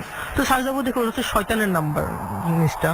তো ভাইয়া বলে যে নাম্বারটা কতদিন আগে? আমি বলছি ভাই 4 বছর আগে নেই, 4.5 বছর আগে যেটা হয়। আমি কোন একটা ডকুমেন্টের ট্যারোট কার্ড ফার্স্ট টাইম তখন ট্যারোট কার্ড সম্পর্কে জানি, যে তখন হচ্ছে এটা হচ্ছে যে অ্যাস্ট্রোলজাররা হচ্ছে ভাগ্য দেখে বা ফিউচার দেখে। তাই অনেক ঘাটাঘাটি করি, ওই ঘাটাঘাটির পরে আমি প্রবলেম ফেস করি। তারপর যখন চিটাগং ক্যাম্প ছিল, আমি ক্যাম্পিং আমার পা টোটালি মুচকে যায়। আর্মি বুট পরা অবস্থা কখনোই পা মুচকায় না, বাট আমার পা মুচকে গেছিল। তো ফুল ক্যাম্প আমার পার করতে হয়। আসার পর আমি এই জিনিসগুলো না অনেক ছোট থেকে মানে জানার যে ইয়াটা আমি করতেছিলাম, এবং আমার প্রবলেম হতো। তো প্রবলেমগুলো আমি কখনো এভাবে গায়ে লাগে না, বাট লাস্ট 2 ইয়ার্স যেটা হচ্ছে আমি যখন এটা করতে যাই আমাকে থামানো, বাট আমি খুব বেশি প্রবলেম। আমি জানতে চাচ্ছি যে তুমি যে প্রবলেম গুলো নিয়ে গিয়েছিলে বা এরকম প্রবলেমের কোনো সলিউশন রেজা ভাইয়ের কাছ থেকে কি পেয়েছো? রেডিওতে সলিউশন দিবে, কোন সলিউশন রেডিওতে দেবে বলেছে। রেজা ভাই আপনার কাছে কি মনে হচ্ছে, মানে ওকে রিড করে কথা? আমার কাছে মনে হয় আমি তার কিছু কিছু ইএসপি চেক করছি, এবার সে বলে নেই তার থার্ড আই কিরকম। ওকে, ওর মধ্যে বিশেষ একটা পাওয়ার আছে, সে জানে না, এটা তার মা জানে। আজকে বাসায় গিয়ে তুমি মাকে জিজ্ঞেস করবা, সে অনেক জিনিসকে আগে থেকে কনফার্ম করতে পারে। এটা তুমি জানো? জিনিসটা হয় যেমন ঠিক 6 মাস থেকে 1 বছর আগে আমি জিনিসগুলো দেখি, এবং খুব বড় প্রবলেম হওয়ার জিনিস। আমি যখন ক্লাস 5-এ পড়ি তখন স্কুলে একা আসা যাওয়া করতাম। ওই টাইমটাতে হরতাল বা এই প্রবলেমটা খুব বেশি হতো। আমি ক্লাস 4-এ থাকতে জিনিসটা দেখি যে আমার বাসায় অনেক গেস্ট, আমার কাজিনরা ছিল, ওইখানে প্রবলেম হয় এবং পুলিশ ওখানে ফায়ার করে। এটা তুমি 1 বছর আগে দেখেছো? 1 বছর আগে দেখি। ঠিক আমার তখন মনে নেই, ঘুমের মধ্যে অনেক কিছুই দেখি। তা আমি যখন বের হই আমি সেম জিনিসটা দেখতে পাই, আমার স্কুলের বাম পাশে ওটা মারামারি হচ্ছে অনেক বেশি, এবং পুলিশ টিয়ার সেল ইয়ে করতেছে। তা আমি নিশ্চয় ওই জিনিসটা আমার মনে পড়ে যায় অলওয়েজ, যে এটা আমি আগে দেখেছিলাম, এই জিনিসগুলো আমি দেখেছি। এটার বোধহয় একটা সায়েন্টিফিক ব্যাখ্যা আছে। হ্যাঁ, আমরা অনেক সময় একই জিনিস, আমি বসে আছি এখানে, আমার কাছে মনে হচ্ছে আমি অনেক বছর আগে সেম জায়গায় সেম ড্রেস পরা সেম সিচুয়েশনে বসা। এটা আমরা ইনস্ট্যান্ট ফিল করি, আর সে যেটা ফিল করে সে আগে থেকে বুঝতে পারে। ইভেন কেউ যদি মারা যায় সে আগে থেকে বুঝতে পারে। আরেকটা জিনিস আছে, কেউ মারা যায়, কারো বেবি হবে, আমার রিলেটিভ, আমার মাথা অটোমেটিকলি চলে আসে যে হ্যাঁ তার ছেলে হবে মেয়ে হবে। এগুলো সে কিছু আমাকে বলে না, এগুলো মিলে যায়, এগুলো মিলে যায়। আমাদের ব্রেনে 3টা লেভেল থাকে, আলফা বিটা গামা 3টা লেভেল থাকে, যেটা শিথিলায়নে পড়ানো হয়, মেডিটেশনে পড়ানো হয়। এটা ভিন্ন জিনিস। আমাদের ব্রেনের এতটাই ক্ষমতা যে আমরা ব্রেন দিয়ে অনেক কিছু করতে পারি। ওর যে বিষয়টা স্পর্শ, মা জানে ওর জন্মের সময় ওর বাবার খুব উন্নতি ছিল, কিন্তু ধীরে ধীরে ধীরে ধীরে সে যখন বড় হওয়া শুরু করলো, দুনিয়া সব মানুষই পাওয়ার নিয়ে জন্মায়, কেউ এটা বের করতে পারে কেউ পারে না, ও সেটা এখনো পারে নাই। মানে আস্তে আস্তে তাদের ক্ষতি হওয়া শুরু করলো। ছেলে যখন বড় হয় বাবা মার হাত ধরে, ব্যবসা বাণিজ্য ধরে, এটা হিতে বিপরীত হয়ে গেছে জন্মের পরে। হ্যাঁ, আমার তখন 6 মাস বছর বয়স, আমাদের মার্কেট আগুন লেগে বাবার বিজনেসটা টোটালি ডিস্ট্রয় হয়ে যায় তখন। ওরা আস্তে আস্তে ধ্বংস শুরু হইলো। এগুলো কিছু সে বলেনি আমাকে। তো এটা তোমার মা জানবে বা আম্মাকে জিজ্ঞেস করবা যে আম্মা আমার বিশেষ কিছু জিজ্ঞাসা ছোটবেলায় বলবা। আমি যদি বলে দিই তাহলে একটা মায়ের মনে আঘাত লাগতে পারে। আম্মু আসলে জিনিসটা বলতে চায় না, আমি অনেকবারই জিজ্ঞেস করছি, বলতেছে না আমি মা ইম্পর্টেন্ট, এই জন্য আমি কিছু বলতে চাই না। তুমি তোর মাকে জিজ্ঞেস করবা যে আমি যে বললাম না আরেকজন বলে দিল। মানে ও তাহলে আপনার কাছে কেন গেল? মানে মিস্ট্রিগুলো সলভ এটা সে আমার কাছে আসছে, এটা আমি বলবো অটোমেটিক্যালি তার কিছু জিনিস প্রতি আগ্রহ। সে যখন আমার কাছে আসছে তখন তাকে দেখে বলছি তুমি কি ছবি তুলো, খুব ভালো ছবি তুলো, তখন তুমি কি বলছো? হ্যাঁ, আমি ছবি তুলি এবং আমি কোন বিষয়ে ছবি তুলি সেটাও ভাইয়াকে বলি নাই। তো ভাইয়া বল তুমি ওয়াইল্ড লাইফ, নেচার ফটোগ্রাফি, মানে আজেবাজে জিনিসের ছবি তুলতে খুব বেশি পছন্দ করি। আমি আজেরা ছবি তুলো, মানুষের ছবি তুলতে পারো না তো আজেরা ছবি তুলো। যে বিষয়টা হচ্ছে ওর মধ্যে এক্সট্রা সেন্সরি পাওয়ার আছে, এটা আমাদের অনেকের মধ্যে আছে। অনেকের মধ্যে আমি বলবো যে 90% লোকের মধ্যে আছে।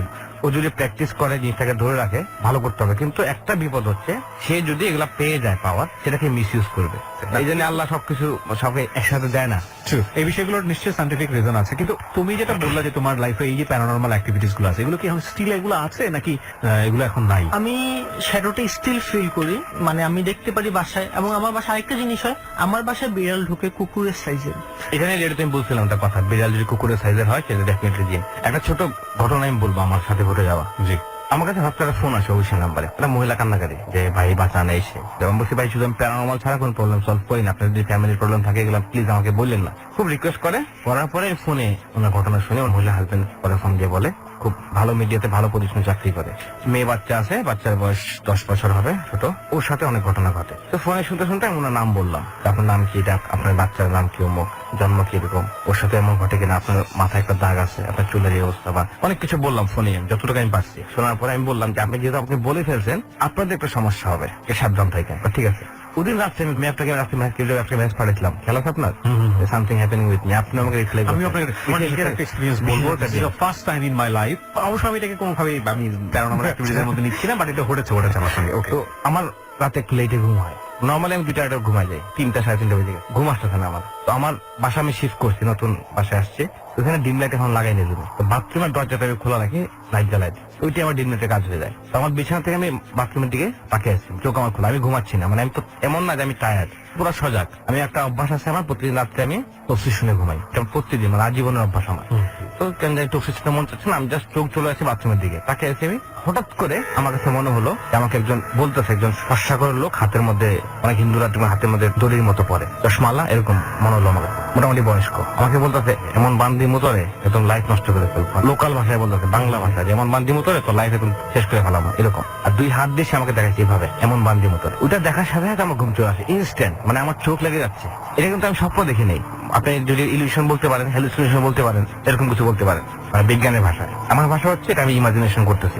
এমন বান্দি মতো শুনে আমি একটু ভয় পাইছি, স্বাভাবিক। হঠাৎ করে যদি আমাকে বলে ওঠে এমন বান্দি মতো, আমার আশপাশে কেউ নাই, কে বললো, আমার চোখ বন্ধ যাচ্ছে সাথে সাথে, মানে আমি চোখ খুলতে পারতেছি না, এরকম একটা ফিলিং, মানে কোনো জিনিস চোখ বন্ধ করছে। তারপরে দেখলাম মৌমাছির চাক, দেখেন না যে মৌমাছি যদি একসাথে অনেকগুলো উড়ে, অনেকগুলো মৌমাছি বিরাট সাইজ, এরকম একটা ছায়া আমার শরীরে ঢুকে গেল। আমি পুরোপুরি ফিল করলাম আমার পুরো শরীর এরকম, মানে কোমর থেকে মাথা পর্যন্ত, পা না, আবার কোমর থেকে মাথা পর্যন্ত ঝিমঝিম শুরু হয়ে গেল। তখন আমি যতটুকু দূরাদূর পারি শুরু করলাম। তখন আমি ভুলে গেছি যে প্রোটেকশন কেমনে নিতে হয়, ভুলে গেছি। এরকম ঘটনা আমার জীবন এর আগে ঘটে নাই, অনেক কিছু ঘটছে আমার সামনে, তো আমার ভিতরে ঢুকে গেছে এরকম ঘটনা ফার্স্ট টাইম। তো আমি কোনোভাবেই চোখ খুলতে পারছি না, আমার ঝিমঝিম বাড়তেছে। আমার কথা মনে হচ্ছে আমি যদি এখন ঘুমায় যাই সে আমাকে নিশ্চিত মেরে ফেলবে, অথবা আমার ফ্যামিলি ক্ষতি করাবে। হঠাৎ করে আল্লাহর রহমতে আমার ব্রেন তো সচেতন, আমি তো ঘুমাই নাই, জাগ না। তখন আমার মনে আছে আমি প্রোটেকশন নিয়ে নিই, মানে ইনস্ট্যান্ট, আমি কিন্তু কয়েক সেকেন্ডের বিষয়, ধরেন 10-15 সেকেন্ডের মধ্যে ঘটছে পুরো বিষয়টা। আমি প্রোটেকশন নিয়ে নিলাম, আল্লাহর নাম নিয়ে পুরাপুরি দেখলাম মৌমাছির চাকের যে ছায়াটা আমার শরীর থেকে বেরিয়ে গেল, বাইরে বাথরুমে ঢুকে গেল। লাভ দিয়ে উঠলাম, ডাক দিলাম সবাইকে, সবাই উঠলো। তারপরে আমি বসলাম, আমি পরে ঘেমে গেছি, পৃথিবী বলছে আমার 1 কাপ চা খাওয়া। ওরে বললাম ঘটনাটা, বলার পর আমি আপনাকে রাত্রে মেসেজ পাঠাচ্ছি। এখন এই ঘটনার সাথে রিলেটেড ওই বাচ্চাটা, যে বাচ্চাটাকে আমি ট্রিটমেন্ট দেওয়ার চেষ্টা করছি, পরের দিন বাচ্চাটা আসলো, বাচ্চার বাপ মা বলতেছে সেম জিনিস বাচ্চার সাথে ঘটে, একই ঘটনা। আমি বলতে ওদেরকে বলি নাই কিছু, আমার গা শিউরে উঠছে। যাই হোক, ওরা আমাকে বলতেছে বাচ্চা যখন ঘুমায় থাকে, বাচ্চার পা ধরে যদি আপনি টেনে নাইচে নামা যান, সে অটোমেটিক মুভ করে, মানে অটোমেটিক স্লাইড করে সে বাচ্চাটা। এবং বাচ্চাকে জিজ্ঞেস করো তোমার কি হয়েছে, কারণ মাথার মধ্যে মারে, পড়তে গেলে মারে, আমাকে শাস্তে বলে। আমি অনেকক্ষণ ফলো করলাম বাচ্চাটাকে। ওর উপরে যে জিনিসটা এটা মারাত্মক শক্তিশালী, মনে করেন যে 10টা মানুষও এটাকে আটকাতে পারবে না, এত পাওয়ারফুল। তারপরে এমনও ঘটে বাচ্চার সাথে, বাচ্চাকে হাত ধরে টেনে জানলাতে নিয়ে যায়, ও এক হাত জানলার বাইরে থাকে, বাচ্চা থাকে ভিতরে। মানে তুই যদি হাত ধরে জানলা বাইরে টান দেয় যেমন হবে, ওরা বাপ মা এই জিনিসটা দেখে, তো কতদিন দেখবে। তারপর আমি ওদেরকে সলিউশন দিলাম। তো আমি জানতাম সলিউশন তারা শুনবে না, তারা স্টিল কথা শোনে। ওই মহিলা আমাকে ফোন দিয়ে বলছো জামাইটা শুনতেছে না, তো আমি জানি কেন শুনতেছে না, জামাই প্রবলেম কি সবই আমি জানি। এখন আমার তো কিছু করার নেই, আমি যা করা করে দিছি, তো ওরা যদি কাজগুলো না করে আমার কিছু করার নেই। না, অদ্ভুত বিষয়। মানে আমার ক্ষেত্রে যেটা হলো, আমি রিসেন্টলি বাড়িতে গিয়েছিলাম, আমাদের গ্রামের বাড়ি, বাইক রাইড করে গেছি প্রায় 200 কিলোমিটার। আমাদের বাইক রাইড করে যাওয়ার পরে সাধারণত সন্ধ্যার সময় আমি কখনো ঘুমাই না, এই সময়টাতে আমি ঘুমাই গেছি। তো ঘুমাই গেলে সাধারণত রাতের বেলা তো ঘুম আসবে না। 10টা-11টার পরে আমি আবার বাইরে থেকে বের হলো না, যখন আর বের হবো না, 10টা-11টা বেজে গেছে, তো আবার একটু রেস্ট নেই। অদ্ভুত বিষয় হচ্ছে 11টা থেকে শুরু করে 1টা পর্যন্ত 2 ঘন্টা আমার মনে হচ্ছে কিছু একটা আমাকে ঘুমের মধ্যে প্রচন্ড ভাবে আমাকে হ্যামারাইজ করতেছে, আমাকে ডিস্টার্ব করতেছে, এবং আমার ঘাম চলে যাচ্ছে। আমি দোয়াদুরি সব করতেছি, কিছু একটা আসতেছে, কাছে আসতেছে, কিন্তু কাছে আসতে পারতেছে না। এবং এক পর্যায়ে আমি ঘুমের ভিতরে ফিল করতেছি আমি এখান থেকে উঠে গিয়ে পাশের রুমে যাবো, মারে বলবো যে মা আমি তোমার পাশে ঘুমাই, আমাকে এখানে থাকতে হবে, আমি সেফ ফিল করতেছি না। আবার এটাও আমি চিন্তা করতেছি যে আমি যদি মাকে এটা বলি, মা তো একা একা এই রুমের মধ্যে থাকে, সে কি ফিল করবে। আমার ছেলে একদিনের জন্য বাড়িতে এসে সে নিজের নিশ্চয়ই রুমের মধ্যে কিছু একটা ডিস্টার্বেন্স আছে। এবং এইটা ফিল করতে করতে আমি কখন ঘুমাই গেছি আমি জানি না। আমি পরদিন সকালবেলা ঘুম থেকে উঠলাম, আমি প্রত্যেকটা জিনিস পাই টু পাই মনে রাখি। তারপরে কিন্তু আমি রিপ্লাইটা দিই, ভাই আমার সঙ্গে ঘটতেছে। মানে আমার কাছে মনে হয় যে আপনি যেটা বলেন এটা নিশ্চয়ই সাইন্টিফিক ব্যাখ্যা আছে, ঘুমের বিভিন্ন স্তর থাকে বিভিন্ন, এবং এই জীবনটা আমার সাথে ধরনের ঘটনা প্রথম না, বাট আমার জায়গা থেকে না তারপরও এগুলো আমার কাছে বিলিভেবল মনে হয় না। আস্তে আস্তে বিলিভ হবে যখন তখন আরো ঘটবে কিছু। প্রবলেম আছে, আমি ঘুমাতাম না, আমি জাগ না, আমি স্পষ্ট শুনতাম অনেকজন মানুষ চিৎকার দিচ্ছে, সাপ আসছে। আমার বাসার যে এলাকায়, ওখান থেকে আসলে মানে সাপ আসা বা এত বড় সাপ মানে মানুষ চিৎকার দিবে এমন কিছু না। তা আমি নিজে নিজে কয়েকবার ট্রাই করছি সাপটা দেখার, যে শুয়ে থেকে কেমন। সাপটা হচ্ছে ব্ল্যাক এবং ইয়েলো কালার, মানে জোড়া কাটা যেটা হয় ওই রকম সাপটা। তো আমি সাপটার চেহারা দেখি নাই। গতকালকে আমি ভাইয়াকে বলি, তো ভাইয়া আমাকে বলছি তুমি সাপটা দেখছিলা? আমি বলছি আমি একটুকু দেখছি, বাকিটা দেখি নাই। গতকালকে রাতে ঠিক 4:30টায় ঘুমের মধ্যে লাইক আমাকে দেখতে গেছিল, এই দেখ জাস্ট ফেসটা উঠলো একটা রাউন্ড ফেস। মানে আমি খুব রেয়ারলি জিনিসগুলো ভয় পাই, কারণ আমার সাথে ছোট থেকে হয়ে আসতেছে, শুয়ে গেছে জিনিসটা। আমি হাফ এন আওয়ার চোখ খুলিনি, আমি জাগ না, আমি চোখ খুলিনি। এবং ইন্টারেস্টিং বিষয়, আপনার লাস্ট পার্টটা আমি বলতে ভুলে গেছি, সেটা হচ্ছে মা পরের দিন রাতের বেলা এসে আমি যখন ঘুমাই গেছি টিভিটা অফ করে দিচ্ছে। আমি খুব ডিপ স্লিপে ছিলাম ওই সময়টাতে, লাইট অন করে আমি লাইট অফ করছিলাম ভয়ের কারণে। তো আমার মতো মানুষ এগুলো তো মানে প্রশ্নই হয় না। আপনি যে এই যে বলেন ভয়ের কারণে, ভয় পাওয়া তো কথা না। আমরা বলি ডর মানে ভয়, সেটা আসলে বিজ্ঞ হোক অভিজ্ঞ হোক বিশ্বাস করার না করেন, আমার মতো মানুষের জন্য ডর। তো সেই জন্যই বলছিলাম আমি লাইট অফ করতে দিই না। কিন্তু তো আমি যখন মা 3বার আসছে, একবার আসছে লাইট অফ করছে, আমি খুব মনে করছি লাইট অফ করো না, তুমি অন করে রাখো। তো তুই তো ঘুমাই গেছিস, লাইট অন করে কি হবে, ঘুমের মধ্যে মা বলছে না তুমি লাইট অন রাখো। তার মানে আমার সেন্সটা তখনও কাজ করতেছে। আবার আসছে, এসে সে টিভিটা অফ করে দিছে, টিভি চলতেছে, আমি টিভির দিকে তাকায়ও নাই। আমার কাছে মনে হচ্ছে এখানে কিছু একজন থাকবো, আমার সাহস হবে, আমার কোম্পানি আছে। টিভিটা অফ করেছে, তখন আমি এগুলো এরকম ভাবেই থাকবে। মার পরবর্তী নক করে পরদিন সকালবেলা লাইট অন করা, সবকিছু অন করা, 2টা লাইট আলোর মধ্যে একদম পুরোপুরি দিনের মতো আলো রুমের মধ্যে, এবং প্লাস হচ্ছে টিভি সাউন্ড দেওয়া। এরকম ঘটনা কি আপনার লাইফে আগে ঘটছে? এরকম ঘটনা আমার এইভাবে ঘটে নাই, তবে আমি একটা সময় বাসায়, মিরপুরের একটা বাসায় আমি লং টার্ম একা থাকছি, এবং ওই বাসাটা অনেক বড় ছিল, 5 রুমের বাসা, একাই থাকতাম। এবং ওই বাসায় একটা রুম ছিল, যেটা আলটিমেটলি ওই রুমে আমি দিনের বেলা উকি মারতাম না এরকম। মানে আমাকে সামাও মনে হতো যে এই রুমের মধ্যে কিছু একটা আছে, সোটোকেরিং কিছু একটা আছে। তো আমি যেটা করতাম, আমি ভয় পেতাম না, আমি ভোরবেলাতে উঠে আমার টেলিভিশন অনুষ্ঠানে যেতে হয়। তো আমি রুমে ওই যে রুমে থাকতাম, সেই রুমে দরজা জানলা সবকিছু বন্ধ করে দিয়ে, একে হচ্ছে হলো আপনার মক্কার একটা চ্যানেল আছে, যেখানে সবসময় কাবা শরীফ দেওয়া হয় এবং সবসময় কোরআন তেলাওয়াত হয়। তো ওটা দিয়ে আমি শুনতে শুনতে ঘুমাই যেতাম। তো ওই বাসায় কখনো কত বছর আগে, এটা খুব বেশি দিন আগের ঘটনা, 7 থেকে 8 মাস আগের ঘটনা, র্যান্ডমলি 1 থেকে 2 মাসের মতোই ঘটনা ছিল। কিন্তু ওই বাসায় আমি কখনো এই ধরনের অভিজ্ঞতার মুখোমুখি হয়নি। কিন্তু আমি ঢাকা ইউনিভার্সিটি হলে হয়েছি। আপনি গ্রামের বাড়িতে গেছেন, গ্রামে কিন্তু ঘটনাগুলো ঘটে বেশি।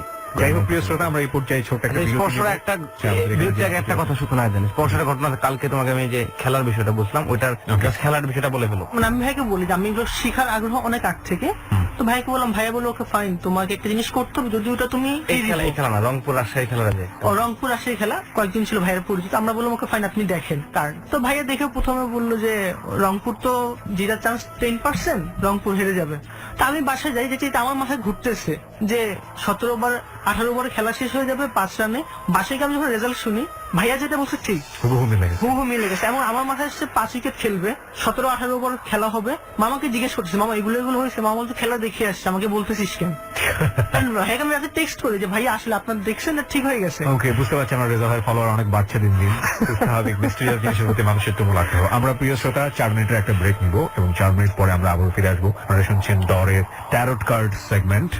মেন্টর হচ্ছে রেজা ভাই, সঙ্গে আছে আমি আরজে কিবরিয়া। আজকে এখানে বেশ কয়েকজন গেস্ট আসবে, একজন গেস্টের সঙ্গে আমরা কথা বলেছি, আরো বেশ কয়েকজন গেস্ট স্টুডিওর বাইরে ওয়েট করছে। 4 মিনিট পরে ফিরে আসতে চাই। যারা আমাদের সঙ্গে সার্বক্ষণিকভাবে যোগাযোগ রাখতে চান, আমাদের এই পেজে আপনারা কানেক্ট থাকবেন। আমাদের পেজটি হচ্ছে www.facebook.com/dortarot DAARTAROT এবং সবসময় মনে রাখবেন, ডর মানে ভয়।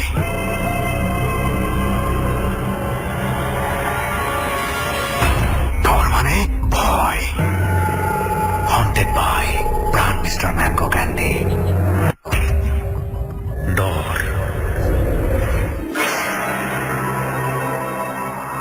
প্রিয় শ্রোতা, আপনাদেরকে আরো একবার স্বাগত জানাচ্ছি ডরের স্পেশাল সেগমেন্ট ট্যারোট কার্ড রাউন্ডে। আমাদের সঙ্গে আছেন রেজা ভাই, এই পার্টের মেন্টর, এবং আমি আরজে কিবরিয়া রয়েছে আপনার সঙ্গে আমার এই অনুষ্ঠান ডর নিয়ে। প্রতি বৃহস্পতিবার রাত 11টায় এই অনুষ্ঠানটি শুরু হয়। 11টা থেকে 12টা পর্যন্ত থাকে আমাদের ডরের মূল পর্বটি। সেটা হচ্ছে, আপনারা নিশ্চয়ই জানেন, আপনাদের জীবনে যে ভৌতিক ঘটনাগুলো থাকে সেগুলো আপনারা বলার সুযোগ পান ওখানে। আর 12টা থেকে 1টা পর্যন্ত আমি কিবরিয়া থাকি রেজা ভাইকে সাথে করে নিয়ে। আমরা এখানে প্যারানর্মাল অ্যাক্টিভিটি যেটা মানুষের জীবনে ঘটে সেটা সায়েন্টিফিক এবং প্যারানর্মাল ওয়ার্ল্ডে এটার ব্যাখ্যাটা কি, এবং কখনো কখনো রেজা ভাই চাইলে সেটা সলিউশন দেওয়ার চেষ্টা করেন। আমরা সেই পার্টটি এখন করছি। যারা এই অনুষ্ঠানে যোগ দিতে চান, বিশেষ করে ডরে এসে স্টোরি বলতে চান কিংবা ট্যারোট কার্ডে যোগ দিতে চান, আমাদেরকে ফোন করবেন। আমাদের ফোন নাম্বার হচ্ছে 09613892 আরো একবার বলছি 09613892। হ্যাঁ, বেদিয়াপা, এবার আপনার কাছে আমরা একটু যাবো। আপনি 2 মেয়েকে সাথে করে নিয়ে এসছেন এবং আপনি এর আগেও আমাদের স্টুডিওতে আরেকবার এসেছিলেন, পরে আপনাকে আজকে সময় দেওয়া হয়েছে। বলেন কি বিষয়? এই মাস খানেক আগে হবে, ওই ছোট মেয়েটা ঘুমিয়ে আসে, তখন রাত মনে হয় 3টা 3:30টার মতো, গভীর রাত যেটা বলে। তো আমরা সবাই ঘুমের পরে হঠাৎ করে চিৎকার দিছে। রেজা ভাই, আপনি কি ওনার সম্পর্কে অ্যাডভান্স কোনো কিছু বলতে চান? আপনি চাইলে বলতে পারেন, আপনি তোর সম্পর্কে কিছুই জানেন না। আমি ওনার সম্বন্ধে বলতে চাই, রিওতে সেখানে ওকে থামিয়ে দিয়ে কি বলবে, ওনার হাজবেন্ডের সমস্যা আছে, বুঝছেন? ওনার হাজবেন্ড, আপনি হাজবেন্ডের ছবিও নিয়ে এসছেন। Okay. এদিকে আপনি জানেন সমস্যা আছে যে? না, আমি কিচ্ছু জানি না, কিন্তু ওই লোক আমার কোনো কথা শুনে না। এটা তো আপনার হাজবেন্ডের সমস্যা। আপনার হাজবেন্ড আপনার মানে কোনো কারণ ছাড়াই ঝগড়া হয়। হ্যাঁ, কারণ দুনিয়ার ছাড়া প্রতিটা আমার ঝগড়ার মধ্যে কারণ থাকে। দুনিয়াতে যত ঝগড়া মারামারি হয় কারণ থাকে, আপনারটা উইদাউট কারণ। কোনো কারণ নেই। হ্যাঁ, আর ফ্যামিলির সম্পর্কে অনেক কিছু আমি বলতে পারবো, কিন্তু রেডিওতে বলা ঠিক হবে কিনা। পার্সোনাল বিষয়, খুব বেশি পার্সোনাল বিষয় আমরা জানি। হ্যাঁ, আপনি যেটা বলছিলেন বলেন। তো ও মানে হঠাৎ করে চিৎকার দিছে, চিৎকার দেওয়ার পর ঘর তো অন্ধকার। পরে আমি উঠছি, উঠে ওকে খুঁজতেছি, কাকে? ছোট মেয়েকে ছোট খুঁজতেছি। মেয়ের ওর নামটা কি? চিৎকারটা নামটা শুনছি, বলেন। এলিসিয়া। এলিসিয়া, হ্যাঁ। হ্যাঁ, খোঁজার পরে ওকে পাই না। ও বাথরুমের দিক থেকে দৌড়ায় আসতেছে। পরে আমি উঠছি, উঠে লাইট জ্বালাই ওকে বুকে নিছি। দেখি এমন থরথর করে কাঁপতেছে। আমি কই, কি কয় হয়েছে? তারিখে এটা? 8 দিন আজকে, মঙ্গলবারের ঘটনা। ওর কি মনে আছে এগুলা? হ্যাঁ, এলিসিয়া, এদিকে আস, তুমি আমার কাছে আসো। চল। ও কোন ক্লাসে পড়ে? সমস্যা নেই, আসো, একটু Class শান্ত হলেও 2 সমস্যা নেই। ক্লাস 2 তে পড়ো তুমি? আচ্ছা, কি হয়েছিল সেদিন? তোমার আম্মু যে বললো যে এরকম একটা কি ঘটনা, আমাকে একটু বলো তো। যখন পেশাব করতে উঠছি তখন আমি দেখি কি একটা বিড়াল, মানে উপরে একটা পাও নিচে একটা পা, মানে এভাবে ঘুরে আসবে না, ও ওইখানে এসেছে, পাটা ওইখানে এসেছে, ও আরো লম্বা হয়ে ঘুরে বাথরুমের ভিতরে ঢুকতেছে, টয়লেটে তারপর তুমি ঢুকতেছে। কি করলা? এবার আমি চিৎকার দিয়ে আম্মুর কাছে আসলাম, আম্মু বললো কি কি কি, তারপর আম্মু লাইট জ্বালায় দেখে কি কি কোথাও কিছু নাই, হ্যাঁ, বিড়াল কিছু নাই। তুমি কি কিচ্ছু না। ঘটনায় প্রথমে দেখছো নাকি আগে এরকম আর দুই একটা? দেখছি আরেকটা। আরেকটা কি দেখি। দেখছো বলো তো? আমি শুয়ে রয়েছি, তখন দেখি একটা বিড়াল সাইডে বসে রয়েছে, আর বালি দিয়ে বাড়ি মারতে গেছে, ওর দিকে যে মানে মানুষের মতন এভাবে লম্বা হয়ে গেছে গা। আচ্ছা। তারপরে মানে নাইরা মাথা কোনো চুল নাই, একটা সিঁদুর মাথায় আর চুড়ি পরা, সাদা শাড়ি পরা। এই লোক হ্যাঁ। এরকম এই 2 দিন দেখেছো? হুম। আচ্ছা, ঠিক আছে, থ্যাংক ইউ। এলিসিয়া সম্পর্কে আর কিছু বলতে চান নাকি আপনার বড় মেয়ে নিয়ে কিছু বলতে চান? বড় মেয়ে বলবে তো। ও এলিসিয়া আবার এই মাঝখানে আরেকটা ঘটনা মনে হয় 15 তারিখের হবে। তো আমরা ঘুমায় আসছি সবাই, ও ঘুম, তো হঠাৎ করে এরকমই চিৎকার। ওকে এগুলো ঘুমের মধ্যে দেখে নাকি বাস্তবে দেখে? এরকম সজাগ, তুমি সজাগ থাকা অবস্থায় এগুলো এই দেখো? যে এমন বললো ওর যে নামটা আম্মা- বলেন, ফুল নেমটা বলেন। এলিসিয়া হচ্ছে ডাক নাম। হ্যাঁ, ওর- ফুল নেম, হ্যাঁ, ভালো নাম। ওর আরেকটা নাম আছে সিনথিয়া, সবাই ডাকে। এলিসিয়াটা মানে স্কুলে। আর নাম নাই? না না না, মানে কোনো ফুল নেম বলতে কিছু নাই? ফুল নেম বলতে এলিসিয়া, জোর আব্বার নাম ওইটা দেয়া স্কুলে, আর এমনিতে সবাই সিনথিয়া ডাকে। ওকে, তো বলেন আপনার আর কিছু বলার আছে? বড় মেয়েটাকে আপনি আগে বলেন, আমি ওনাকে পরে ও বলবো। বড় মেয়েটা মানে ওর কি সমস্যা? ও এই একই অবস্থা, ভয় তুমিও পায়। দেখো এগুলো, তুমিও দেখো? আমি মাঝে মধ্যে দেখি, আর মাঝে মধ্যে একটা প্রবলেম হয় যে ঘুমাতে ট্রাই করি বাট পারি না, কিন্তু মাঝে মধ্যে যখন ঘুম চলে আসে তখন কোন একটা মানে মনে হয় যে কেউ আমাকে ফেলে দিছে, মানে এরকম একটা ভয় কোথাও পড়ে যাচ্ছে এরকম কোনো কিছু, এটা কি রেগুলার হয়? এই তো সাইন্টিফিক ব্যাখ্যা আছে এগুলো। এটা দিনের বেলা হচ্ছে, রাতের বেলা হচ্ছে। আমি বুঝছি, মানে সমস্যা এটা- বুঝে গেছি আমি। মনে করেন পুরা 3 থেকে 4 বছর আমি ওর কোনটা শুকনা? মানে লোকের পিছনে দৌড়াইতেছি, এই মনে করেন। এবার মাইক্রোফোন নিয়ে বলেন। হ্যাঁ, আচ্ছা, আপনি কি হুজুরের কাছে যান? হ্যাঁ, হুজুর এটা টুজুর আপনাকে পানি দেখে আমি পড়া। ফার্স্টে বলছি, আপনি প্রচুর হুজুরের কাছে গেছেন, প্রচুর জায়গায় ঘুরছেন। কিন্তু কোনো কাজে লাগে না। এই হ্যাঁ, যে লাগবেও না, আপনার কখনো সাতবার কাজে উপরে লাগবে একটা না। হুজুর সেখানটা গিয়ে এই যে এই তাবিজটা কোনো বললে কাজে একদম লাগবে ঠিক না। হয়ে যাবে। কিন্তু তাবিজ পড়া তো উচিত আমি না, আপনাকে যেটা যদি- যদি আপনার যেহেতু এখানে আসছেন সলিউশনের জন্য, আমাকে ও কি দেখতে কি করে? হুজুর লাগে? কি মনে হয় আপনার? না, লাগে না। ও দেখতেছে যে আমি খুব পাহাড় থেকে কেউ ফেলে দিতেছে, ওই তখনই আঁকড়ে ধরে আমাকে চিৎকার করে জোরে। আপনার বড় মেয়ের যে সমস্যাটা, হ্যাঁ। ওটা ওর থেকে শুরু, মানে ছোটটা থেকে এলিসিয়া থেকে শুরু বড় মেয়েটা। ওরটা কিছু না, ওটা মানসিক। আচ্ছা, তুমি ফেসবুক চালাও বেশি না একটু? হ্যাঁ, এটা সমস্যা। হ্যাঁ, এটা একটা সমস্যা তার। আপনি ছোট মেয়ের ঘটনা সে শুনছে যখন, শোনার পর তার মধ্যে ভয় ঢুকছে। এটাকে বলে স্পেকট্রোফোবিয়া। হ্যাঁ, স্পেকট্রোফোবিয়া বলা হয়, নেটে সার্চ করলে পাবেন ওর যে রোগটা। ওর নাম কি? আসলে আমার নাম হচ্ছে মৌ, বাট আচ্ছা। আমার যে প্রবলেমটা, এটা যখন ও ছিল না তখন থেকে আমার এই প্রবলেমটা ছিল। তোমার যেটা হচ্ছে এখন যেটা হচ্ছে, ওটা তো এটা তোমার অনেক স্বপ্ন আগের দেখো। প্রবলেম, এটা তখন ও ছিল না। আর কোন আমি- সমস্যা? যে আকাশ থেকে পড়ে যাচ্ছ? হ্যাঁ, এটা মানে স্বপ্ন, আমার it's অনেক nothing। উপর থেকে ফেলে দেয়। এন্ড এমন একটা জিনিস ফিল করি যে আমার আশেপাশে অলওয়েজ কেউ না কেউ থাকে। পড়ে যাও শেষ পর্যন্ত, নাকি তোমাকে পড়ার আগে ধরে ফেলে বা পড়ার আগে? সে বিছানায় থাকেন, পড়ে যায়, আমি বিছানায় থাকি, কিন্তু মানে নিচে পড়ে না আর কি। মানে মনে হয় যে আমি পড়ে গেছি, মানে ঘুম স্বপ্ন, যা কি স্বপ্ন। করে, কি করে? আচ্ছা, তাহলে শুনে রাখো, স্বপ্ন 3 প্রকার হয় আমাদের। হ্যাঁ, স্বপ্ন 3 প্রকারের হয়। আদি বইগুলোতে পাবা, এখন যে লেটেস্ট বইয়ে পাবা না এগুলো। স্বপ্ন 3 প্রকারের মধ্যে প্রথম যে স্বপ্নটা হয় সেটা শয়তান দেখায় আমাদেরকে। শয়তান, খারাপ জিন টিন এরা দেখায়। দ্বিতীয় স্বপ্ন দেখায় ভালো মিনিং এর জন্য স্বপ্ন দেখানো হয়। আর থার্ড স্বপ্ন যেটা, সেটা কোনো মিনিং নাই, মিনিংলেস। যদি কোনো স্বপ্নের সাথে তোমার বাস্তবে কোনো কিছু ঘটে যায়, স্বপ্ন দেখছো হাত কেটে গেছে, যেমন ও তোকে বলে স্পর্শ যেটা বললো, ও স্বপ্ন দেখার পরে সে ব্যথা পাইছে হাতে, যদি এরকম কিছু হয় সেটার ব্যাখ্যা আছে। তুমি যদি আকাশ থেকে পড়ে যাও দেখো, এটা একটা অসুখের লক্ষণ। যদি তুমি ভোরবেলা দিকে দেখো, ফজরের একটু আগে বা ভোরের দিকে যদি দেখো, দিনের বেলা দুপুর বেলা যখন ঘুমাই তখন এটা দিনের স্বপ্ন কোনো মিনিং নেই, জিরো।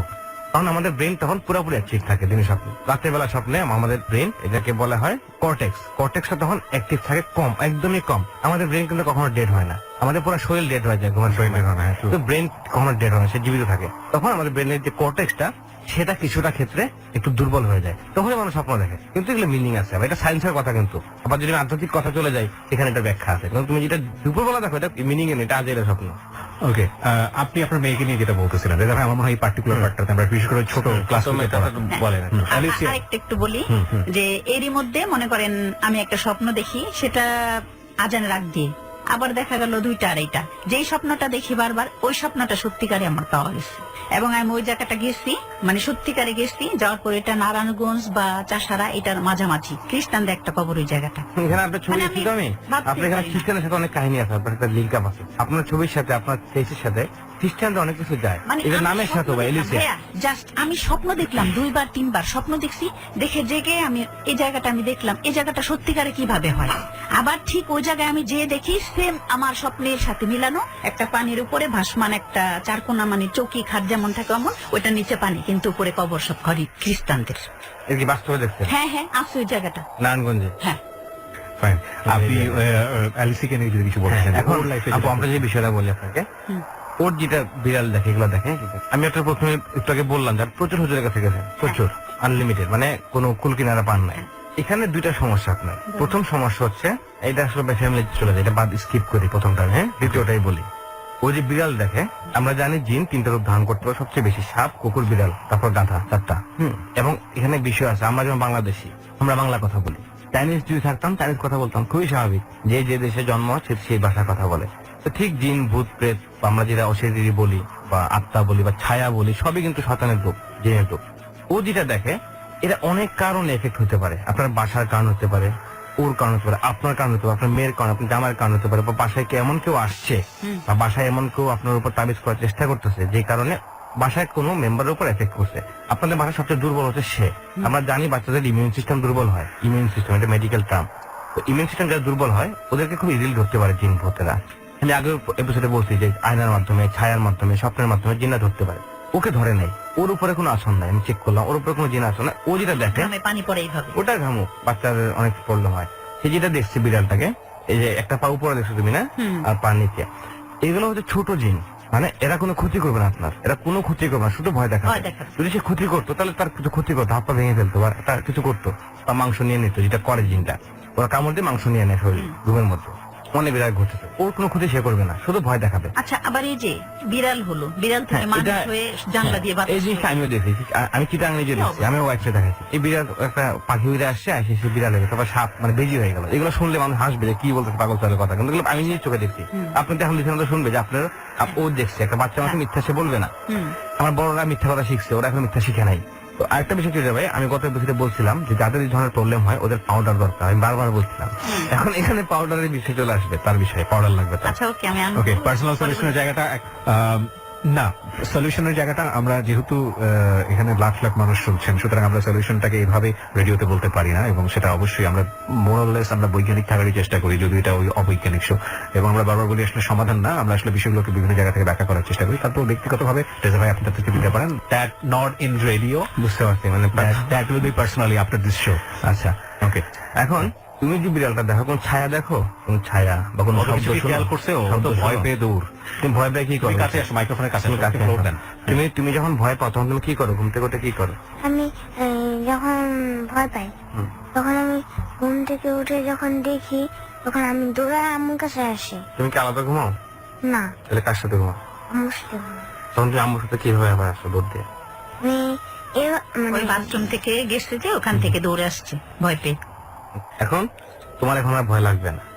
ওকে, রেজা ভাই, আমরা যেমনটা বলেছিলাম যে আমাদের অনেকগুলো গেস্ট আছে এবং তারা সিরিয়ালি আসবে একের পর এক। তো আমরা দুজনকে বিদায় দিলাম, একটা হচ্ছে দুজন ঠিক বলবো না, মোটামুটি 4 জনকে বিদায় দিলাম।